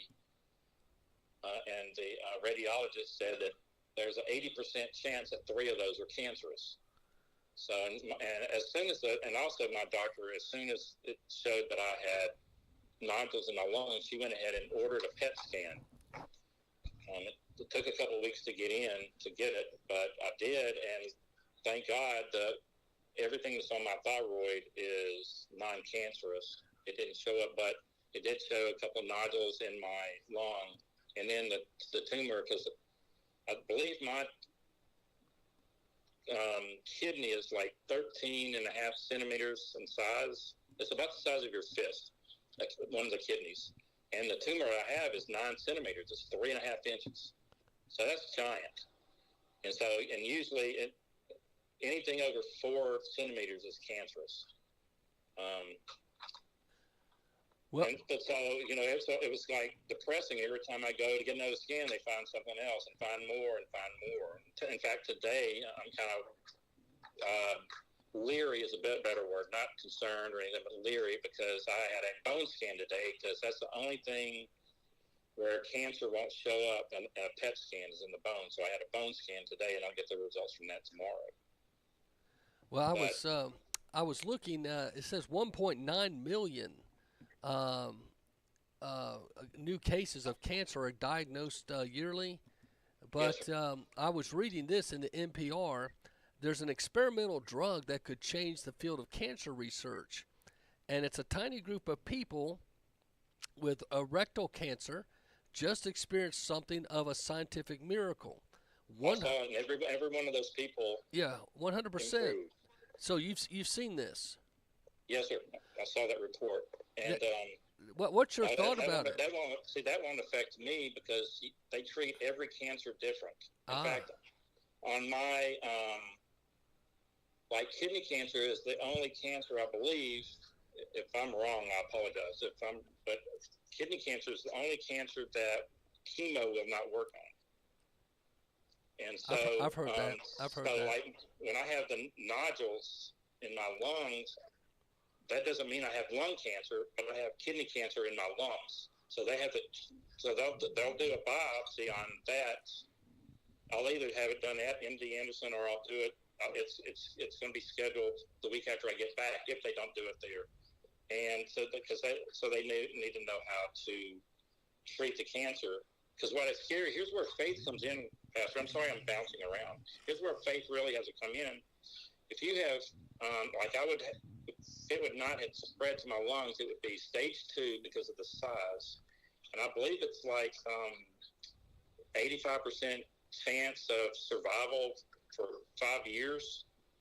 You know, so from the today's date, when you find out you have it, up to 5 years, you know, like 85% of those people are going to be alive in 5 years. Well, when kidney cancer spreads to another organ, that number jumps down to 15%. So that's where faith has to come in, because going by science and stats, I only have a 15% chance out of 100 chance out of 100 that I'm going to be alive in 5 years. But I believe in God, and I have faith in God and His Word that He wants to heal me, and I know I'm going to beat it. Have you heard of the reports that ivermectin can somehow be a cancer killer? I have heard that, yes, sir. Because I told some folks that when I announced, someone sent me a private video.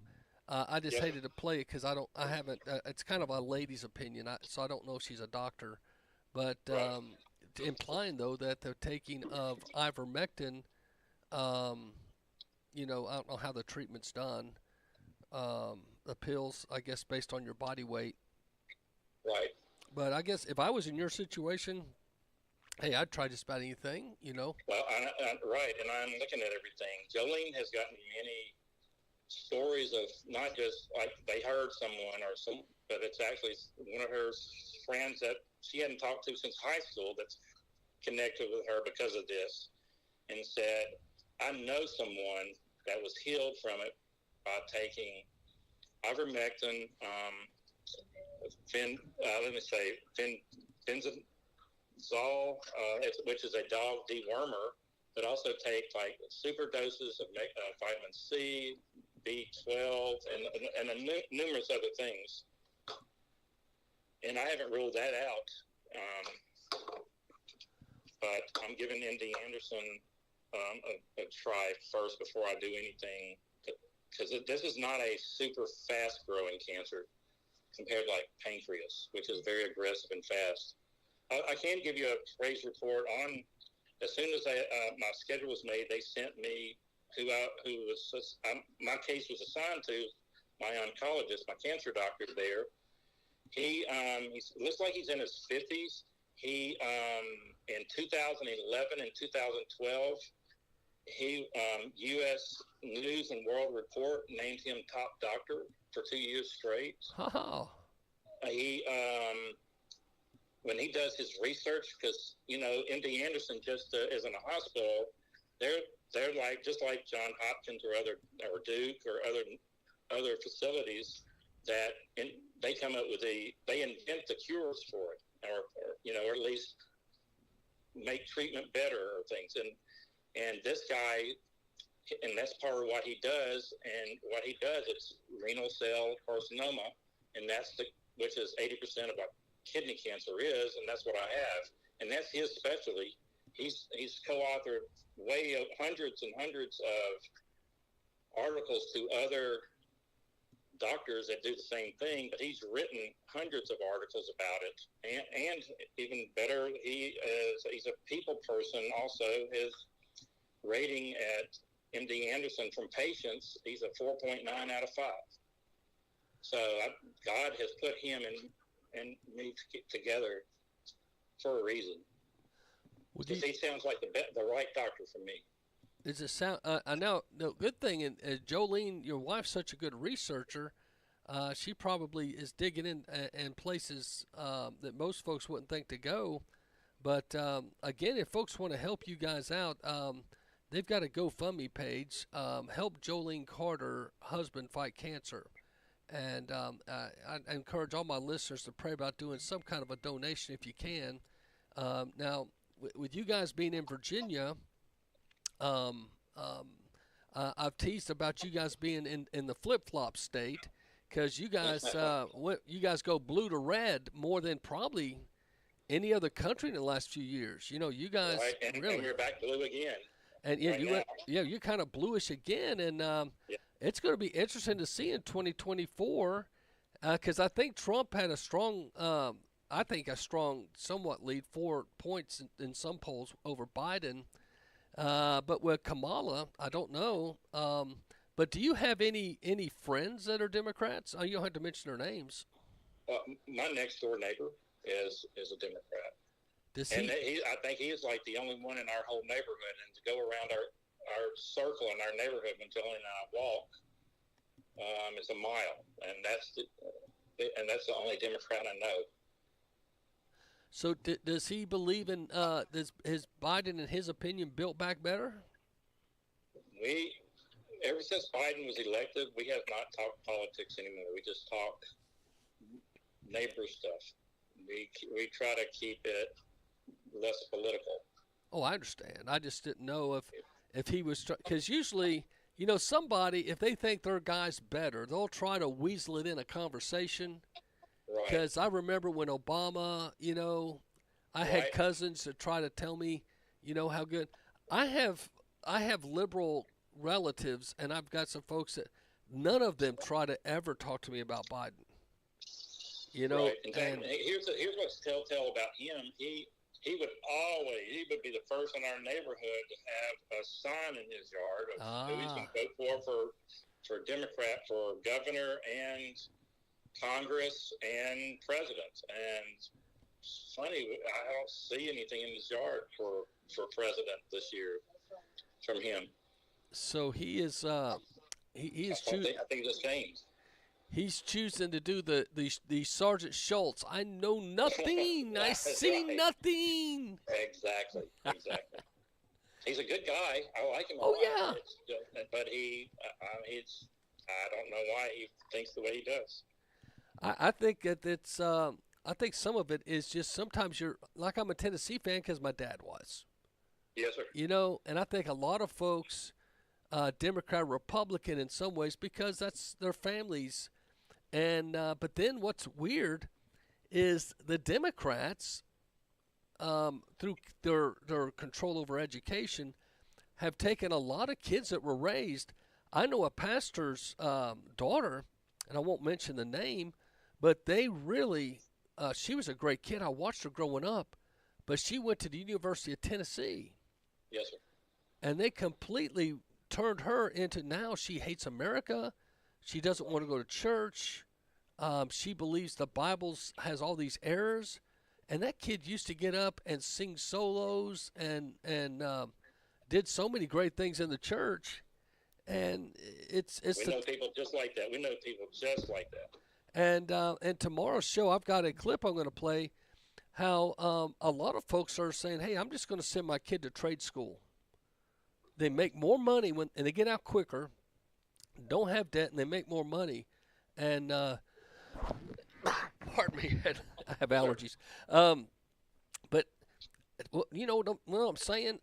Kids today are taught, hey, if you don't have this super duper education, which is a lot of debt. Right. But I think they do that to lure the kids in so they could do the mind damage. It's exactly.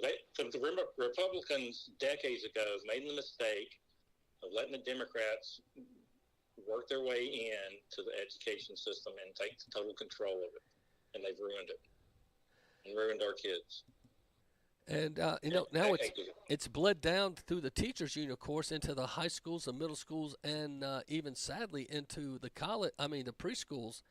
Right. They got kids learning about sexual issues. And have you ever heard the country star John Rich? Yes, sir. He was meeting with the governor, Bill Lee. And Governor Bill Lee, was still on the fence on some issues. So John Rich took him over some public education material that was very explicit sexually. He said, now, Governor, what if your son spent the night with my son and I read this to him? He goes, I'd have you thrown in jail. He goes, thank you. He goes, how come you're not standing against this? It's in our school system. Right. Pardon me.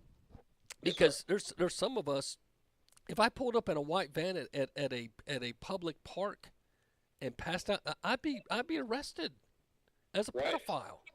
You better believe it. And but it's okay for them. And I'm just amazed now. Kirk Cameron, wrote that book for children, and there's public libraries that won't let him in. And you're going, you see who owns them. Well, that's the thing. So that's again why we need the 700 clubs, the Moody Bible, and even smaller venues like the Macil Duncan Radio. We got to get Christians out there and get them ignited, because elections matter. And you guys every election in Virginia, I think the thing that really turned your election and got Youngkin voted is when they told parents that their voice did not matter in picking literature and education.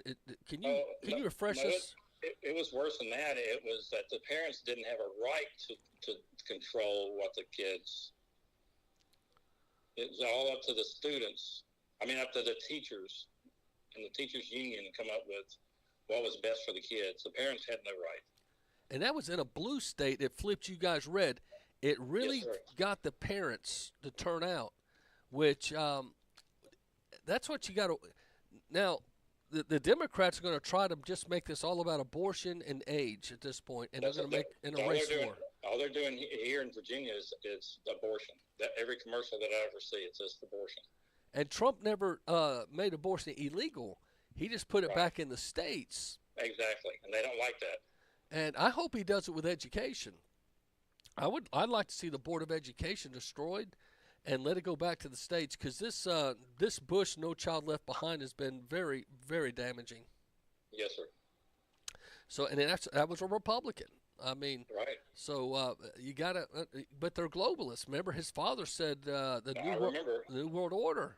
New World Order. Yes, sir. And so I think there's got to come a time where Christians stand for what we know to be true. And sometimes you go through tough times like you're going through, battling cancer. It humbles us and makes us seek His face and the Word of God maybe more than we probably would have if we hadn't had those issues. And I just want to encourage folks out there listening, if they're having a tough time. Well, we're out of time, Mike. I've got to go, but thanks for being on the show, my friend. Thank you. I was so honored for you to allow me to come up and tell a little bit about it, even though I've only known for like 5 weeks. But I was able to give a little bit of what I've gone through in this 5 weeks and learned. Well, you're in our prayers, my friend. And thank you. Thank you. Appreciate you. Yes, sir. Bless. That was Mike Carter from Virginia. I'll be back tomorrow.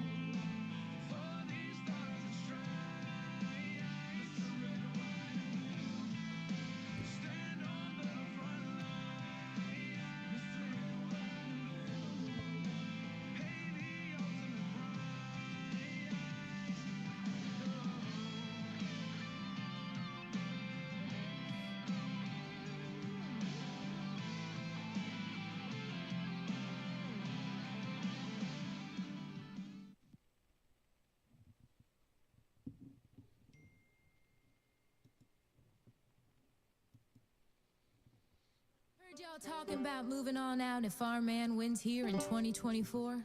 Well, might be time to pack your bags, cause he's coming. It's the mayor of Megaville, Hadass, Trump Latinos. Let's take them to church. Here we go. This is God's land, we gonna keep it. You don't like it, you can't leave it. This is God's land, we gonna keep it. You don't like it, you can't leave it. This is God's land. This is God's land. Tell me how we get so low. Down a rabbit hole. Deep in the middle of the night. Down the dark dirt road.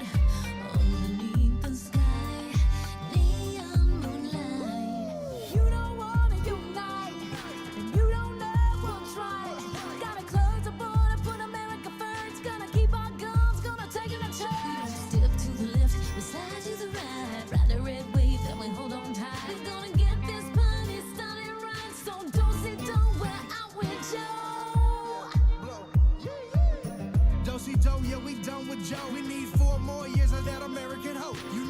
Trump's the greatest, America's favorite. Us hard-working patriots are running out of our patience. Gonna slide to the right, now you in McAville. You hate this country so bad, then get up out of here. They're trying to rig the vote, we gotta stop the steal. Democrats turn God's land into a battlefield.